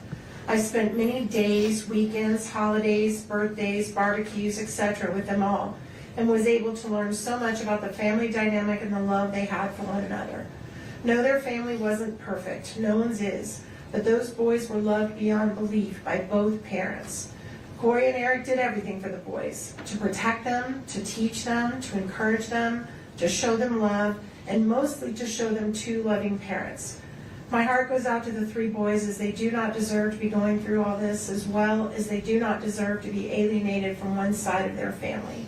I miss them dearly every day. To know Kouri is to know the love she has in her heart. Kouri is one of the most selfless and caring people I know. She lived for those boys and lived to be the best wife she could be. Yes, she made mistakes in her marriage, as we know. So did Eric. But at the end of the day, they chose each other and their family. As a loving mother, exceptional caretaker, and benevolent humanitarian, Kouri was truly a devoted volunteer. She never stood still when she knew she could help another, embodying the definition of true character. From the moment this sudden, unexplainable tragedy occurred, there has been a distaste for Kouri for personal reasons rather than factual reasons. From allegations made by individuals she regarded as family, to authorities not conducting a systemically correct investigation and then not being given a suitable, unbiased venire. The conclusion of this case seemed inevitable. Although I'm not here to argue the verdict, I am here to help provide perspective on views you are unable to hear about. Kouri is a mother, a sister, a daughter, an aunt, widow, and at the end of the day, an imperfect person striving for grace. She is someone whom the community trusted, neighbors enjoyed, and her boys counted on as a supporter. I respectfully ask that the court consider the totality of her character and her full life history when making a determination.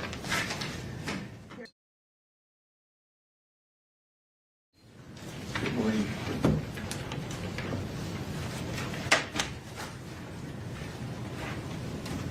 Good morning, Your Honor. Before I say anything else, I want to express my deepest sympathy and most sincere condolences to the Richins and Darden's families. Nothing I say today is meant to diminish the weight of what has brought us into this courtroom today.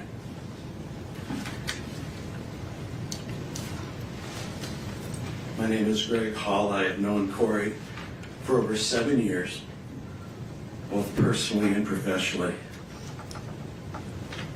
And we have stayed in daily contact by phone, text,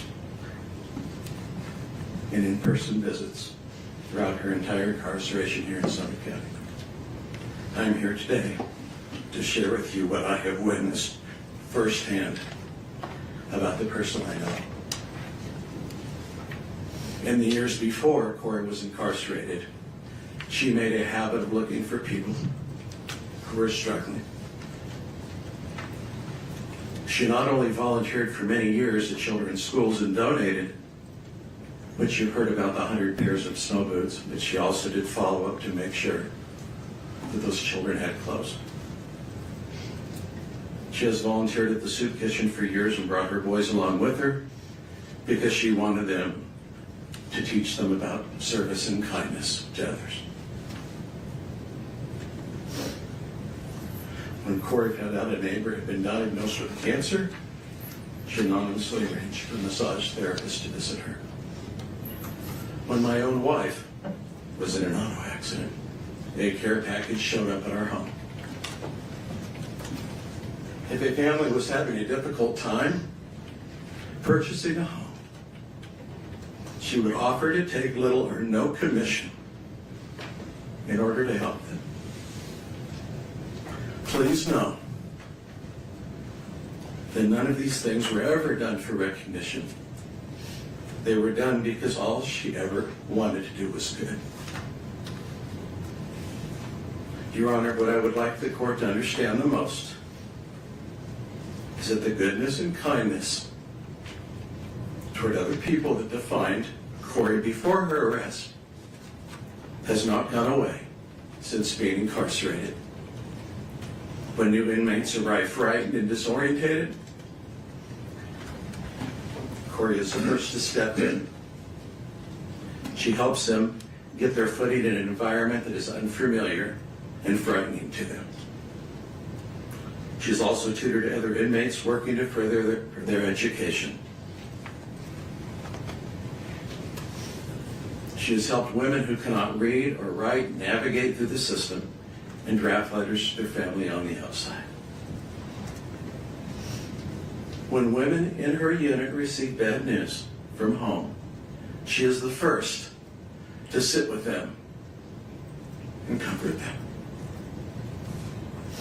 She has used her time inside to study, and she takes her studies very seriously. She has earned multiple degrees, including a master's degree since being incarcerated, because she wants to be of use to other incarcerated women who struggle with literacy, with their legal paperwork, and with the simple daily reality of being inside. She enjoys studying religion and ethics and the practical application they have in our lives. She attends weekly church services and has helped to create new programs within the jail that other inmates now rely on. She studies late into the night, every night. She prays for her boys and for her family every day. She also prays for others in need.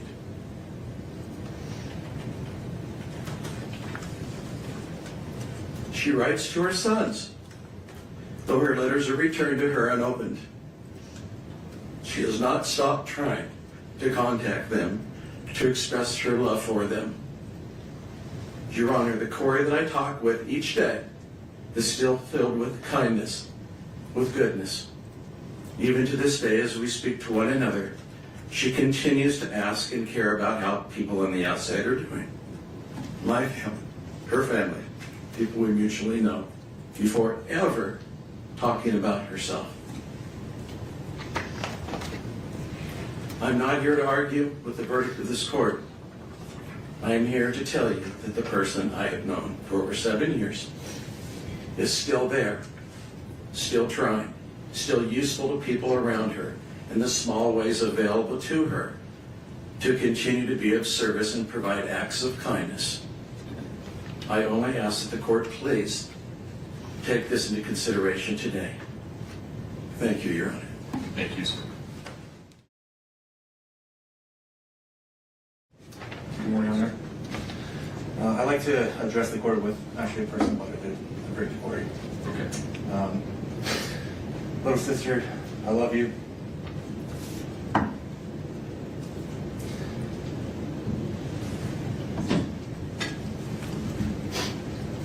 miss you. I miss our random banter. I miss our calls. I miss your constantly over-the-top positive attitude every time we speak. I miss our game nights. I miss our stupid finger gun dance after we won a game. I miss our holidays. I miss you sending the boys to wake me up on Christmas morning, way too early after we stayed up way too late preparing Christmas for them so that it'd be absolute perfect. I miss our Sundays together. I miss arguing with the boys about who's better, Messi or Ronaldo, Brady or Rogers. I miss our backyard games. I miss me and the boys running all over you at sports in the backyard and Eric getting mad because you weren't competitive enough and you were really just out there to have fun and laugh. I miss you constantly luring me into your newest ideas and getting me excited about them. I miss vacationing. I miss family volleyball. I miss playing Madden and FIFA with Eric and the boys. I miss your stupid goats. I miss the soccer games and the celebrations we created for the boys after they scored a goal. I miss Carter's smile and his obsession with goat videos. Ashton's freckles and his competitiveness. And Weston's baby blues and tenderheartedness. I miss hearing them say Wani and playing catch in your living room. I miss your family. I miss our family. I miss the life that was stolen. I miss the life that was stolen from us for reasons that we can't yet fully understand. We don't, with 100% certainty, know what happened to Eric. No one does, but we do know with 100% certainty that it wasn't caused by you. We know that, the police know it, the prosecution knows it, and everyone watching this trial knows it. They could not prove their theory, just the opposite, and yet here we are. For some reason, unbeknownst to us, really bad things happen to really good people, Cor, and you were just really too good of a person, I guess.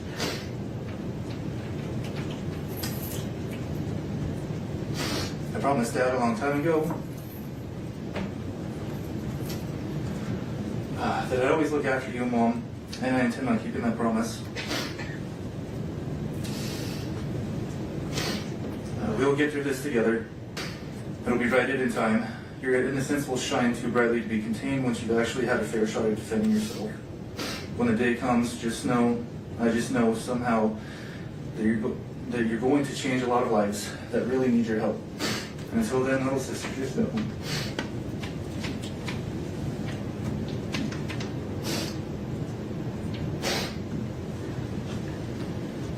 Just know that I'm right by your side, and I'll always be right here for you. I love you. All right, thank you.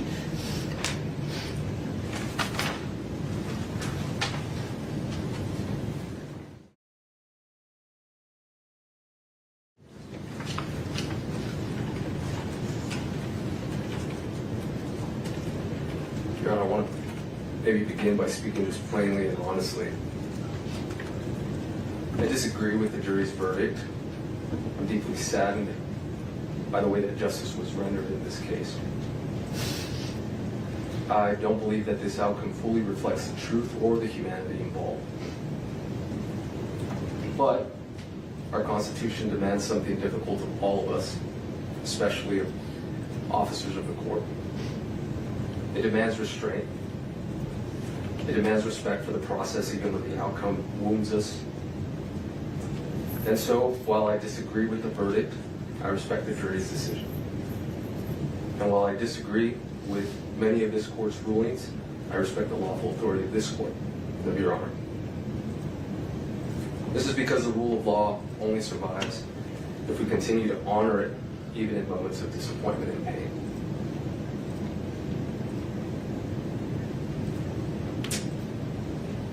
But as a Catholic, there's one authority higher than any courtroom, verdict, or government power, and that is God.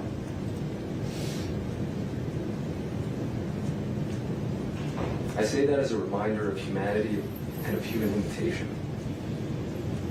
Our system of justice is imperfect because every human is imperfect. I think that humility matters here today. It matters because the sentence of life without parole risks becoming something greater than punishment.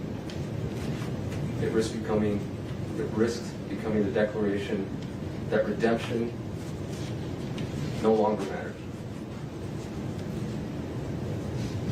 The late Pope Francis said that life without parole is just a death penalty in disguise because it extinguishes something fundamental to human dignity, and that is hope.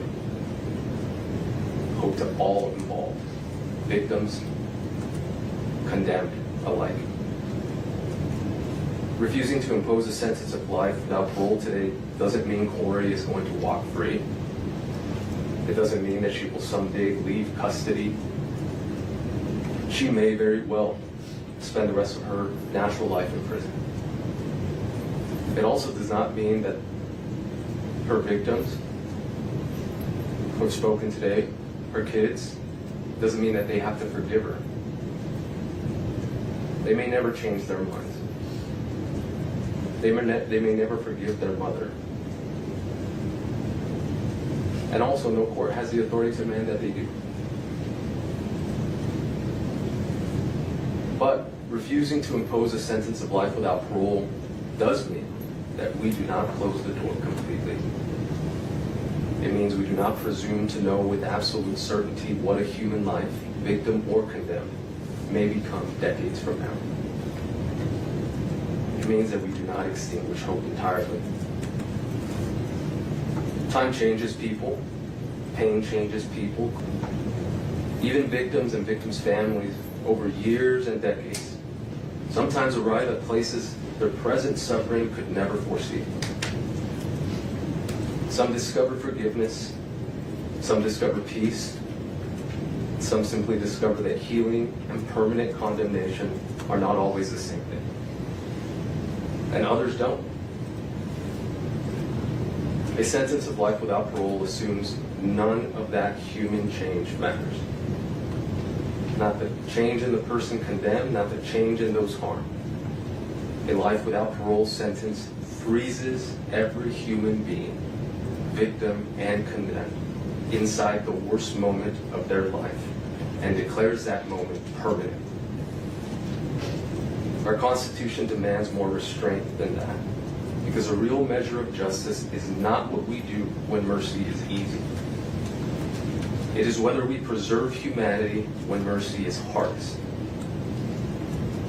No sentence handed down today will undo suffering. A different verdict wouldn't have reversed tragedy. But there is a profound moral difference between saying you must be punished and saying you are beyond redemption forever. One is justice restrained by humility. The other risks becoming judgment without end. And no human institution possesses the moral certainty to make that judgment absolutely. That lies with God alone. Thank you. Thank you, Mr. Roberts. Ms. Nestor spoke a little bit about what a life without parole sentence looks like. Locked down for 23 hours a day. If we treated our dogs like this, they would be taken away. Yet, this is how the state wants Kouri Richins to be treated. A sentence of life without parole is safe for only the most heinous of crimes. The state wants to place Kouri in that category. They say she is in that category. But this simply is not the type of crime that we typically see get a sentence of life without parole. I've represented thousands of people. Most of them you don't remember. Many of them you don't like. Many of them, some of them, you feel are dangerous. But Kouri is different. Kouri, every time she calls, asks how we are. There have been times when I've shared bits of my life with Kouri, particularly having children that lost their father.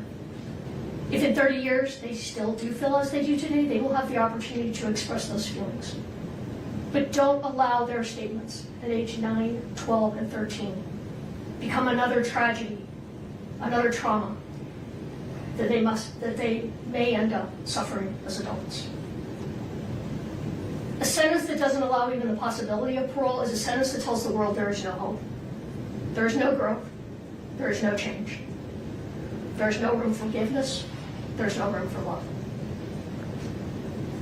That we are all our worst act and will never be anything more. And that is not the human experience. In a world where humanity is waning, act with humanity. In a world where hatred is encouraged, act with kindness. In a world where forgiveness is seen as a weakness, act with compassion. A sentence of 25 to life with the other charges turned concurrent reflects the seriousness of this offense, takes into consideration the totality of the circumstances. Further, it follows the recommendation of the pre-sentence report, and it is the appropriate sentence in this matter. Thank you. Thank you, Ms. Dix.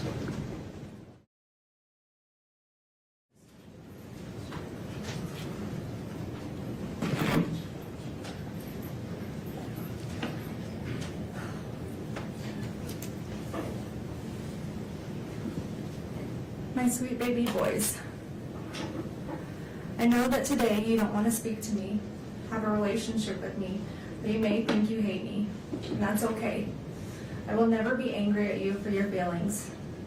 When the day comes that you're ready, I will be here for you, waiting for you, and loving you. But I need you boys to know and understand that I have been desperately trying to get in contact with you any way that I can for years. That all of my communication has been completely cut off from you since early 2024. And now I will use any opportunity I can to get a message to you. Even if that means sharing it publicly to the world, fully restrained, in my jail clothes, in one of the most horrible situations possible. I don't care, and I'm not embarrassed or ashamed by any of it. All I care about is you boys. I will do whatever it takes for you to hear the truth from me and to come home to you. For the time being, I don't know when that is or when my next opportunity will be. So for now, bear with me as I have tried to consolidate everything I've wanted to share with you for the last few years, with everything I want you to know until I'm able to speak to you again, and one long message. And although you may not be ready to hear it today, that's okay. My hope is one day you will be. May 6th of 2024, temporary custody was transferred from the State of Utah Child Services to your Aunt Katie and Uncle Clint.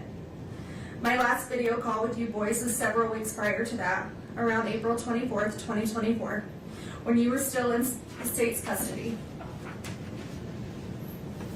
Once temporary custody was transferred to Katie and Clint, against my wishes, they cut off all of my communication between you boys and I. It was years before I would ever have a trial.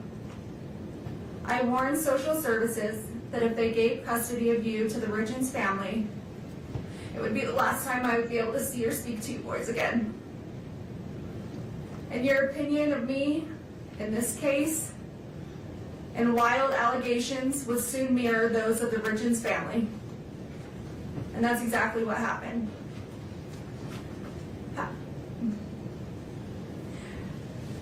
You need to know the Darden side of the family fought a long, hard battle for custody, but was eventually ignored and denied. Since temporary custody was granted to Katie and Clint, they have not allowed me to see or speak to you. No more video calls, no more visits. They blocked the phone number for the jail so I can't call you. Birthday cards, Christmas cards, the letters I would send you boys, they were all returned or rerouted. All of my contact was cut off more than 2 years ago. So please, please ask them. Please ask them for your cards, for your letters, if I've tried calling you. Please, just ask them. Whether it's now or in 10 years. The one thing I need you boys to know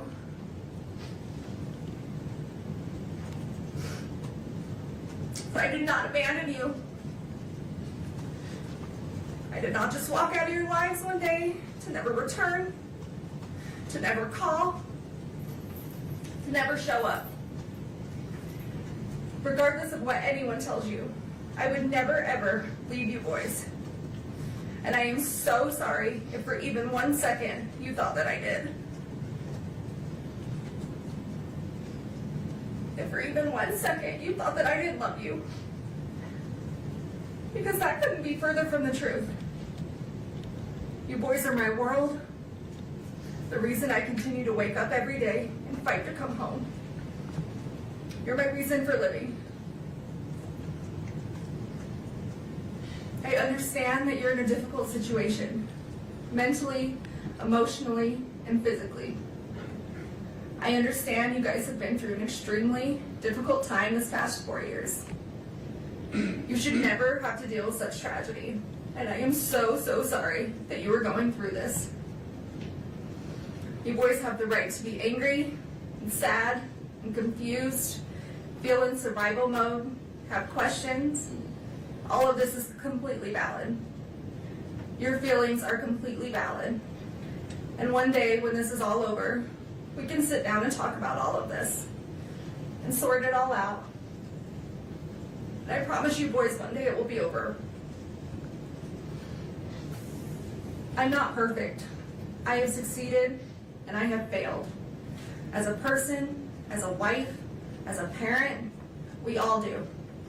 I have done plenty of things I am not proud of. Some I regret, some I don't. Some I'm ashamed of, and some I'm not. I regret things I have done right in my life to later find out they were for the wrong people. I have said things I shouldn't have. I have done things I shouldn't have. Sometimes I haven't said what I should, or not meant what I did say. There are things I can't change, and long overdue apologies that I owe. There are would'ves and could'ves and should'ves. We all have them. We have all done them. And you boys will too one day, but in your own way. And that's okay. That's life, and we're human. Nobody is all good or all bad. We just get portrayed that way. You're going to succeed and achieve amazing things in this life. You're also going to make mistakes and fail at some things. But use those opportunities to grow and to learn. They do not define you, and don't ever let other people make you think that they do. We are not defined by our best or our worst moments.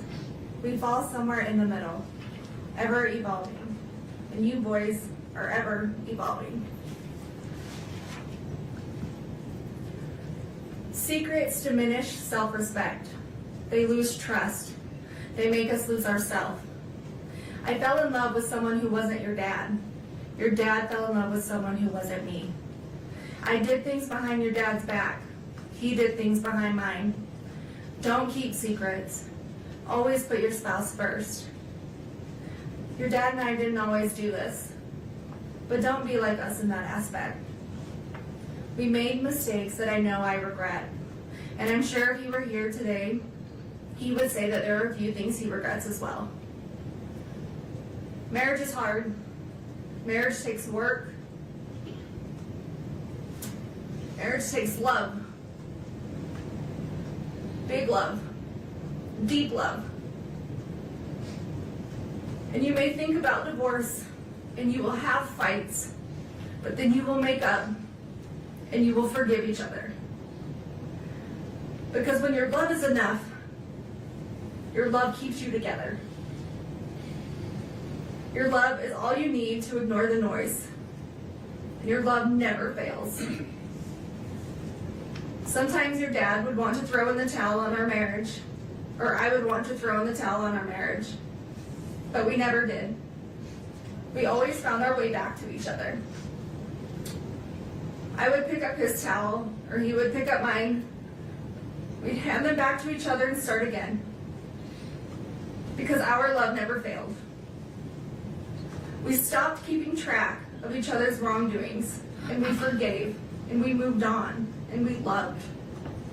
And if I had to relive all of those hard days all over again, I would do it without question. Your dad and I were a lot of things, a mess of sorts sometimes. But we were this crazy, beautiful mess that made us a family, because our love was enough. Our hard days never outweighed our good days. Our weak moments never outweighed our most memorable happy days. We always laughed more than we cried.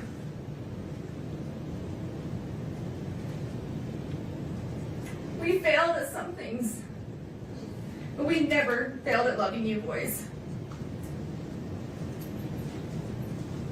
Our love was enough to make our house a home. Our love was enough to stay together, to raise you boys. Our love was enough to forgive each other when others said that we shouldn't. To do things for each other others may disagree with. Our love was enough to protect each other, even though it may cost us everything. Love can make you lose yourself. Sometimes it makes you do things you know you shouldn't, but knowing it's not wrong at the same time. Because your spouse is your person, your love is enough.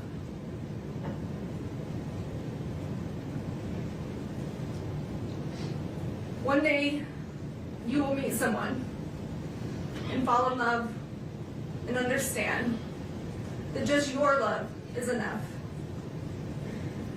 Enough to withstand everything else, the noise of the world, the obstacles, the trials of marriage, the heartache, bad choices, forgiveness. You will understand your love is enough, and your love never fails. Don't worry about what others think about your relationship. Don't worry if they would do things differently. You just love. And you love big, and you love deep, and you protect your love. Your dad and I didn't have it all together. Together we really did have it all. Because we had you three. Don't let anyone choose the direction of your life by their opinions and their judgments. Being able to hold yourself together in the worst of situations doesn't make you emotionless. Separating personal and business life and emotions doesn't make you unreasonable. Resentment can get the best of others. Don't let it get the best of you.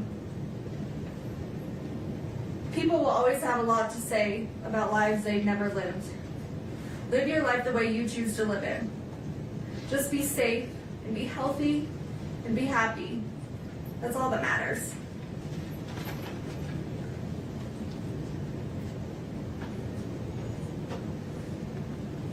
Sometimes people will want you to believe that life is simply black and white, that situations are black and white, but they're not.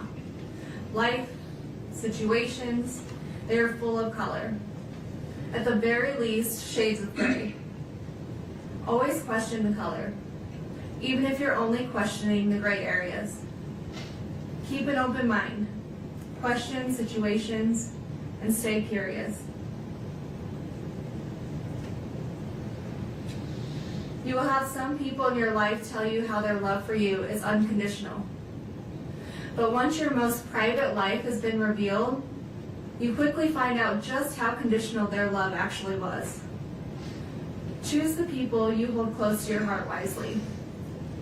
And always be the friend that walks into somebody's life when everyone else chooses to walk out. Always remember, the only people you owe your loyalty to are those people who never made you question theirs. Every day you wake up, you get a second chance at life. To do whatever you want, be whoever you want, to succeed in all your dreams. Take the day and run with it. It's a blessing. Don't take it for granted. Sometimes you will have hard days when all you want to do is count all the ways things are going wrong or have gone wrong in your life. In that moment, stop, take a minute, take a step back, take a breath, and switch your thinking to count all the ways that it has gone right. All the good that has come to you, boys. All the grace, the blessings, and the love. Remember that anyone can give up on something. That's the easy way out. True strength comes when everyone is expecting you to fall apart, but you hold it together, persevering through the hardest of times. Always persevere. Always prove them wrong. Because you boys don't give up, and you boys will never quit. There's always going to be someone out there ready to tear you down, misrepresent you, lie about you, tell half-truths, and judge you. They will judge you on decisions you do or don't make, what you did or didn't do, what you did or didn't say. They will take out of context and twist your words. They will judge you on your emotions or the way you grieve. You may show too much emotion, you may not show enough. They will tell you you're not grieving correctly, you're too angry, you're too sad, you're holding it together too well or not well enough, or maybe you're too ambitious. They will judge you on your demeanor, if you cry, if you don't cry, if you don't do anything at all. And all of this will get misinterpreted into something that it's not, formed by the opinions of who's ever creating it. And then silence is also too often misinterpreted and misjudged. But when people behave that way, it has much more to do with them personally than it does you. Everyone's entitled to their opinion. It doesn't make it true. Remember who you are and what you stand for, the truth, and ignore the noise. Ignore their noise. Ignore their egos, their entitlement, and their biased judgment.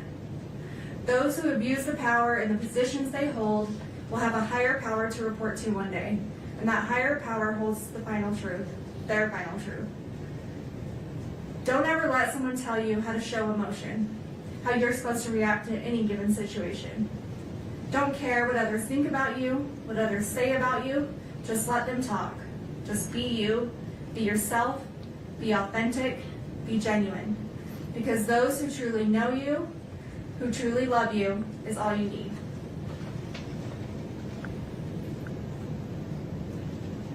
Forgive those who turn their back on you, but never forget. Don't hold hate in your heart toward others. It only brings you down more than it does them. Apologize when you're wrong, even if that apology is long overdue. You can't change what you can't change, and you can't change the past. But you can take accountability when you mess up. Admit when you make a mistake, even when it's embarrassing or humiliating, even when it can ruin relationships, careers, or your integrity. Be honest with yourself and those you need to. But never apologize for something you didn't do. Never admit to something you didn't do. And never beg for mercy for something you didn't do.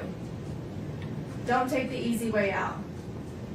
Always stand up for what's right, even if you find yourself standing alone or with a small group of people that love you. Believe in yourself and be brave.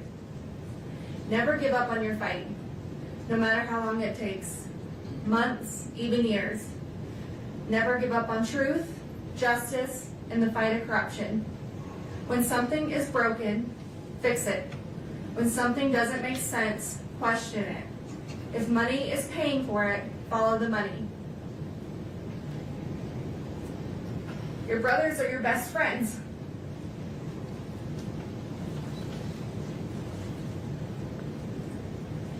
Your dad and I raised you boys, and if you cared about nothing else in this world, you care about each other.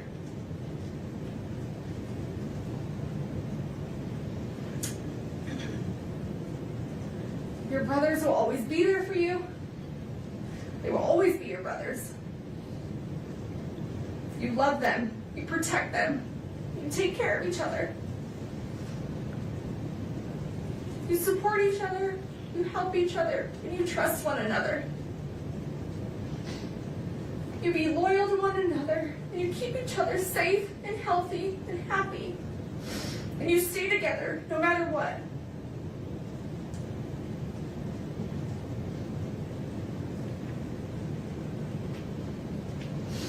You have each other's backs. Be patient with one another.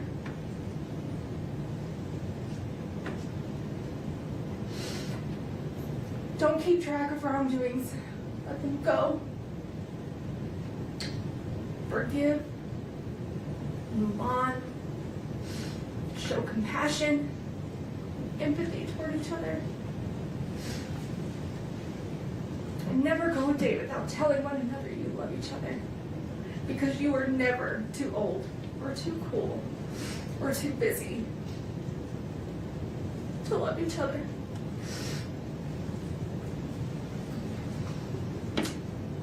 Don't ever settle for just good. Go for great. In school, in your career, in hunting, in fishing, in your relationships, in your goals. Exceed expectations. Be like your dad. Be generous. Be charitable. Stay humble. Give when you have too much. Give more than you take. Help when others are in need.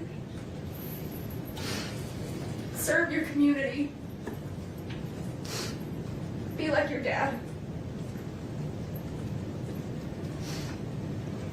Never stop learning. Through education, through people, through travel, culture, through business and friends. From your success and achievements, from your mistakes and failures. Be like your dad.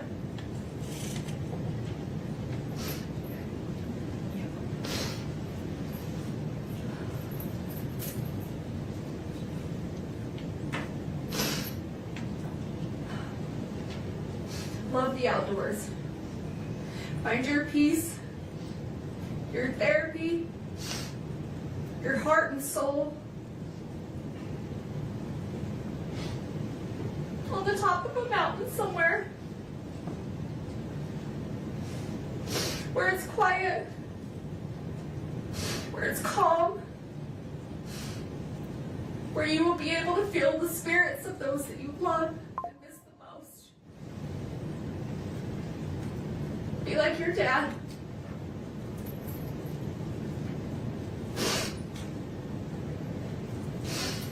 Laugh. Laugh often. Laugh loud. Laugh when you want to cry.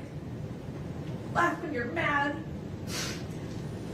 Have that laugh that everyone recognizes and no one will ever forget. Even when you're gone. Be like your dad.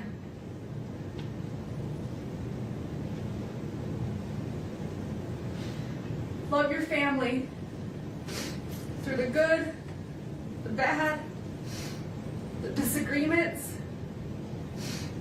the back and forth arguments. Choose forgiveness. Choose love. Choose happiness. Be a loyal brother. Be a noble son. Be like your dad.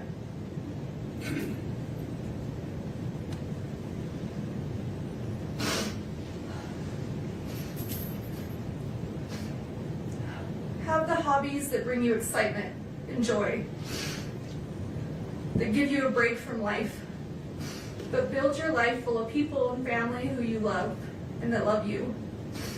Build a family that makes you happy to come home to every day, with a career that makes you hold your head high.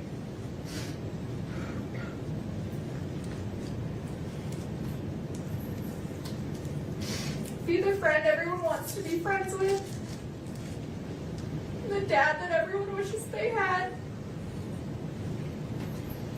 Be like your dad.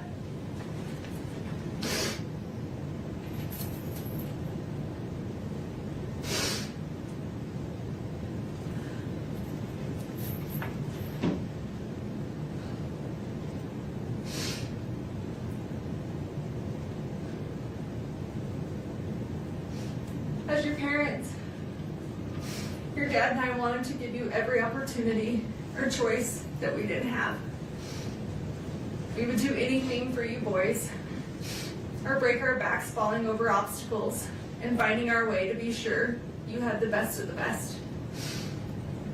Even if we didn't always do it well, or have the right answers, or the words, we would give you everything that we had.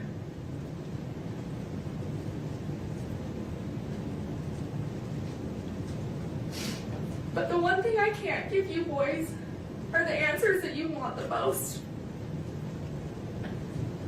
Because I can't give you something that I don't have. An explanation that I just don't know.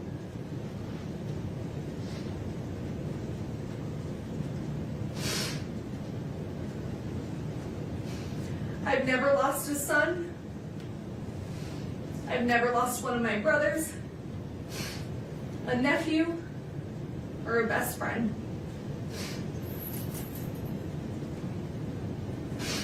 But I did grow up with a single mother, and I have lost my father.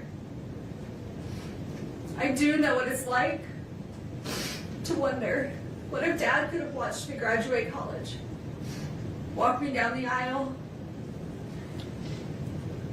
be there for the birth of one of you boys? If only Dad were here. I do know what that's like. The lifetime of pain that brings. The sadness and the anger.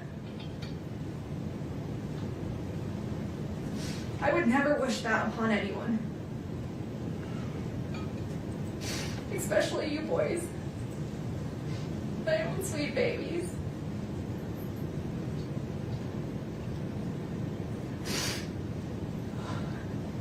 It's a lifetime of what ifs and if onlys.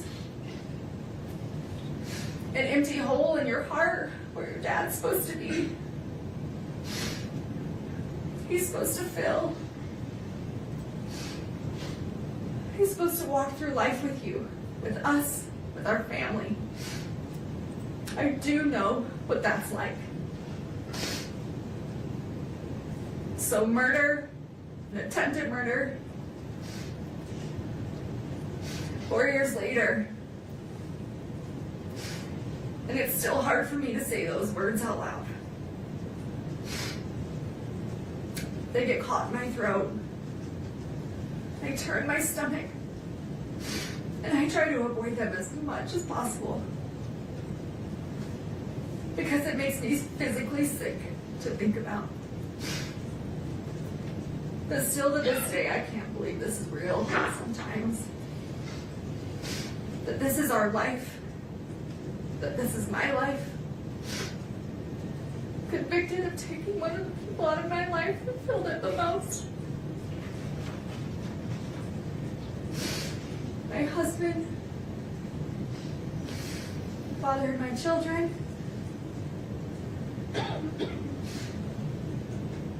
Still in shock and still in disbelief.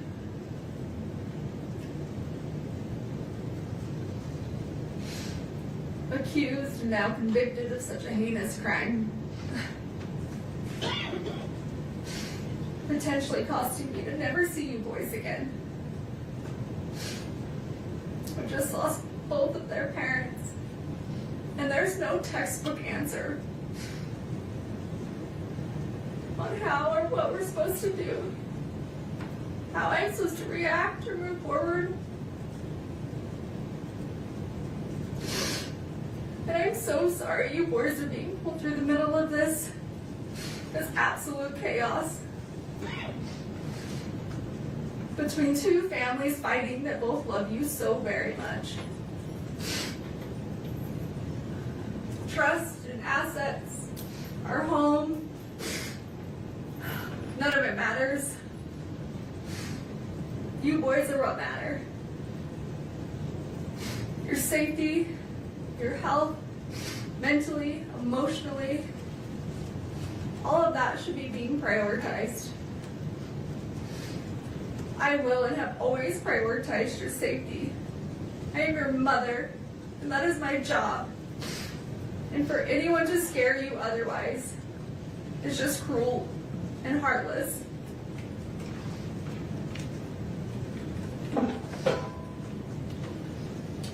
I'm sorry that 8 people from a jury who have never met you or me or our family had the right to determine our future. And they did that in less than 3 hours. In a perfect world, there might be justice. But in a perfect world, nothing ever goes wrong. Tragedies don't happen.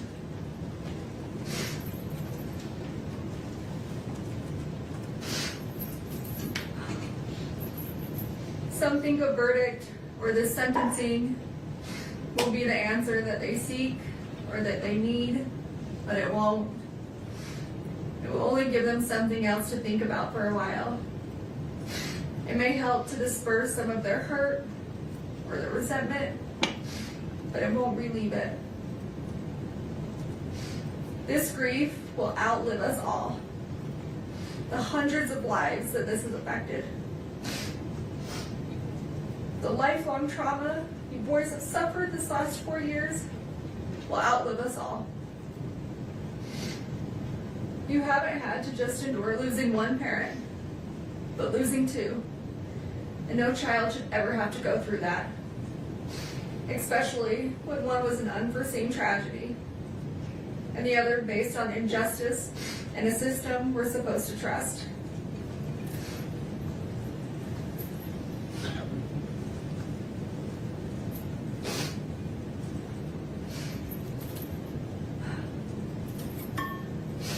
Your dad's memory will always be the kind that's a physical hurt.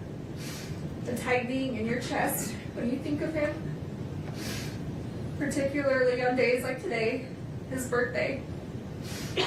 Because he was so loved that no verdict or sentence will ever be able to release that kind of suffering. I'm broken. I'm broken without your dad. Broken without you boys. God did not put me in this world to take a life. God put me in this world to give life. Your lives. And I don't know who or what I'm supposed to be if it's not a mother. Your mother. And as much as you've been influenced into thinking that Dad was murdered, that I took your dad from you, that is completely wrong and an absolute lie.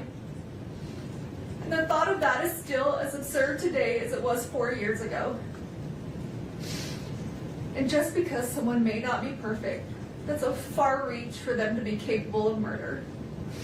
To kill someone, our someone.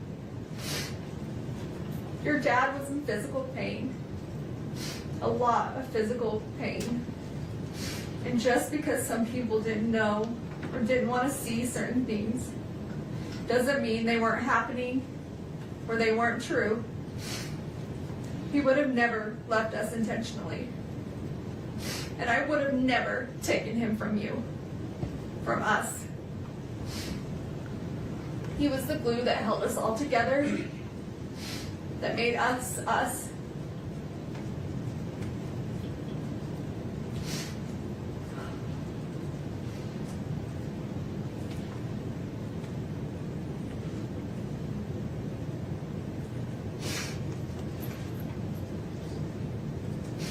Every little boy needs their father. Is he supposed to teach you the things that I could never explain?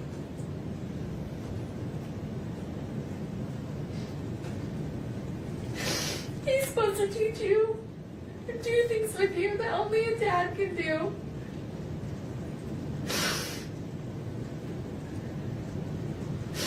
And only he could give you those life lessons between a father and a son.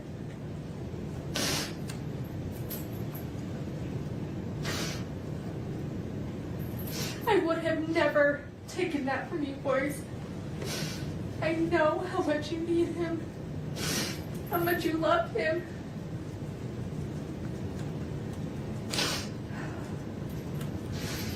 How much you aspire to be just like him.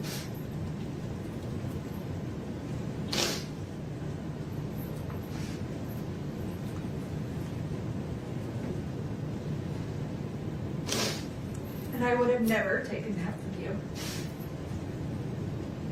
And I'm so sorry that I can't bring him back.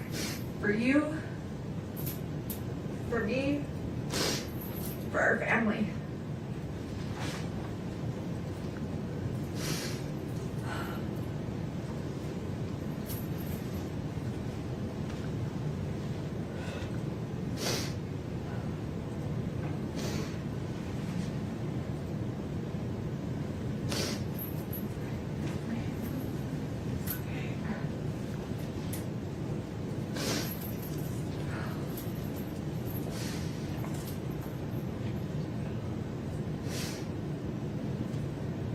I can beat myself up all day about how I could have been a better person or made better personal choices. And I can understand and accept you boys being upset about those things. But murder? No, absolutely not. I will not accept that. And I will not be blamed for something I did not do. I will appeal and fight these charges no matter how long it takes. Not because I have anything to prove to this court, to the state, to the Richins family, or to the world. But I do have something to prove to you three. I do care what you boys think, and I need you boys to know the truth. And because of that, I will never quit or give up on this fight for justice, the truth, and coming home to you. So please, I know that right now you may not believe me, that you believe I took Dad from you, and that's okay. I still and will always love you, and I'm asking that you please just don't give up on me. I'm coming home, not today, not this year, but we're going to make this right.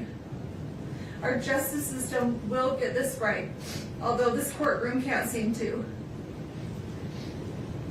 We have a long road ahead, but I will never quit fighting my way home to you boys. I love you more than these words could ever express.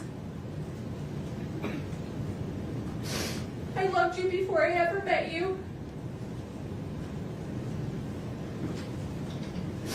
And I will love you long after I'm not here to say it. And every minute of every day, I miss you boys more and more. And I think about how much I wish I could be with you. And this nightmare would go away.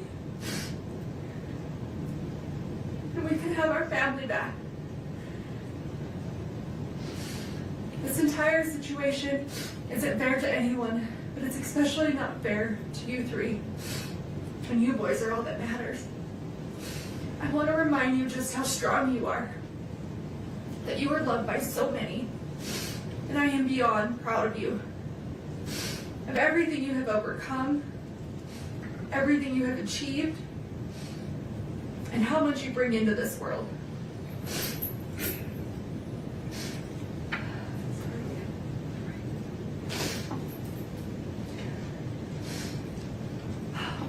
You boys have been through so much, and I wish I could take away all your sadness and all your pain. Tell you how much Dad and I love you, and that everything's going to be okay.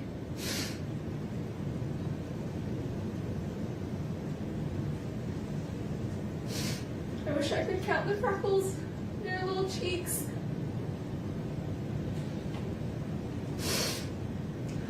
Read you books before bed.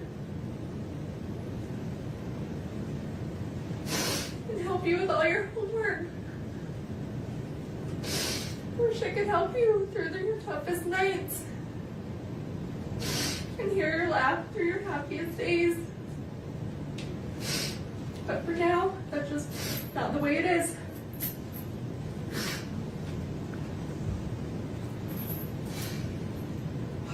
We have to be strong. We have to remember that our strength grows in these moments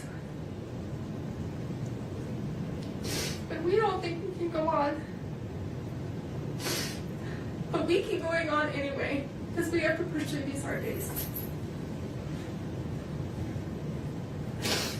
Because in the end, at the end of this war, it will be so worth it. But I need you boys to always keep pushing through these hard days. Because this will come to an end. I just need you to hang in there. Listen to your little hearts. Listen to your little bellies for the truth. Before you were told who to be and what to believe, remember who you are. Remember who we are. Remember our family. I will continue to call you every day, even if my calls are blocked. Just so you know that I'm here. I've always been here. And I will always be here. My cards, my letters, they will never stop. I will never stop. I love you forever, Mom.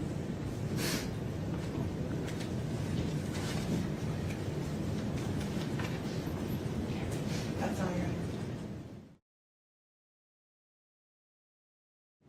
The court has considered the following information. The evidence, information, arguments, and recommendations provided by counsel on the record today. The victim impact statements and other statements made on the record today regarding the appropriate sentence. And the pre-sentence investigation report as corrected on the record today, including the numerous statements attached to it. In addition, the court has considered each of the factors set forth in Utah Code 76-3-201 subsection 2B and has prioritized those factors as required by section 201-2C. Having considered the gravity and circumstances of the offenses for which Ms. Richins has been convicted, the number of victims, and available information regarding the history, character, and rehabilitative needs of the defendant, the court hereby orders that the sentences on counts 2 through 5 shall run consecutively to each other and to the sentence imposed on count 1. Moreover, the court exercises its discretion and chooses to impose no fines related to any sentence in this case. The court addresses the 5 counts on which Ms. Richins was convicted in reverse order. Ms. Richins, based on your conviction on count 5, third-degree felony forgery, the court hereby sentences you to an indeterminate prison term not to exceed 5 years. Based on your conviction on count 4, second-degree felony insurance fraud, The court hereby sentences you to an indeterminate prison term of not less than 1 and not more than 15 years. Based on your conviction on count 3, second-degree felony insurance fraud, the court hereby sentences you to an indeterminate prison term of not less than 1 and not more than 15 years. Based on your conviction on count 2, first-degree felony attempted aggravated murder, the court hereby sentences you to an indeterminate prison term of not less than 5 years, and that may be for life. Which brings us to the final issue, the appropriate sentence for count 1. Under Utah Code 76-3-207.7, there are only 2 options. An indeterminate prison term of not less than 25 years, and that may be for life, or life in prison without parole. And the law requires that the court consider each option. Under a sentence of 25 to life, and considering the effect of the 4 consecutive sentences, the time that Ms. Richins has spent in custody, and the current practices of the Board of Pardons and Parole, Ms. Richins would likely serve approximately 30 years in the Utah State Prison before receiving her first parole hearing. By that time, she would be 66 years old. Under a sentence of life in prison without parole, Ms. Richins would be in prison for the rest of her natural life, unless the Board of Pardons and Parole determines by clear and convincing evidence at some future point that she is permanently incapable of being a threat to the safety of society, at which time the board would have the authority to release her. Under either scenario, Ms. Richins will be incapacitated, meaning structurally prevented from harming anyone outside the Utah State prison system for at least the next 3 decades, and perhaps much longer. But the potential impact on the survivors of the tragedy created by Kouri Richins, most importantly, Eric Richins' 3 sons, is more difficult to predict.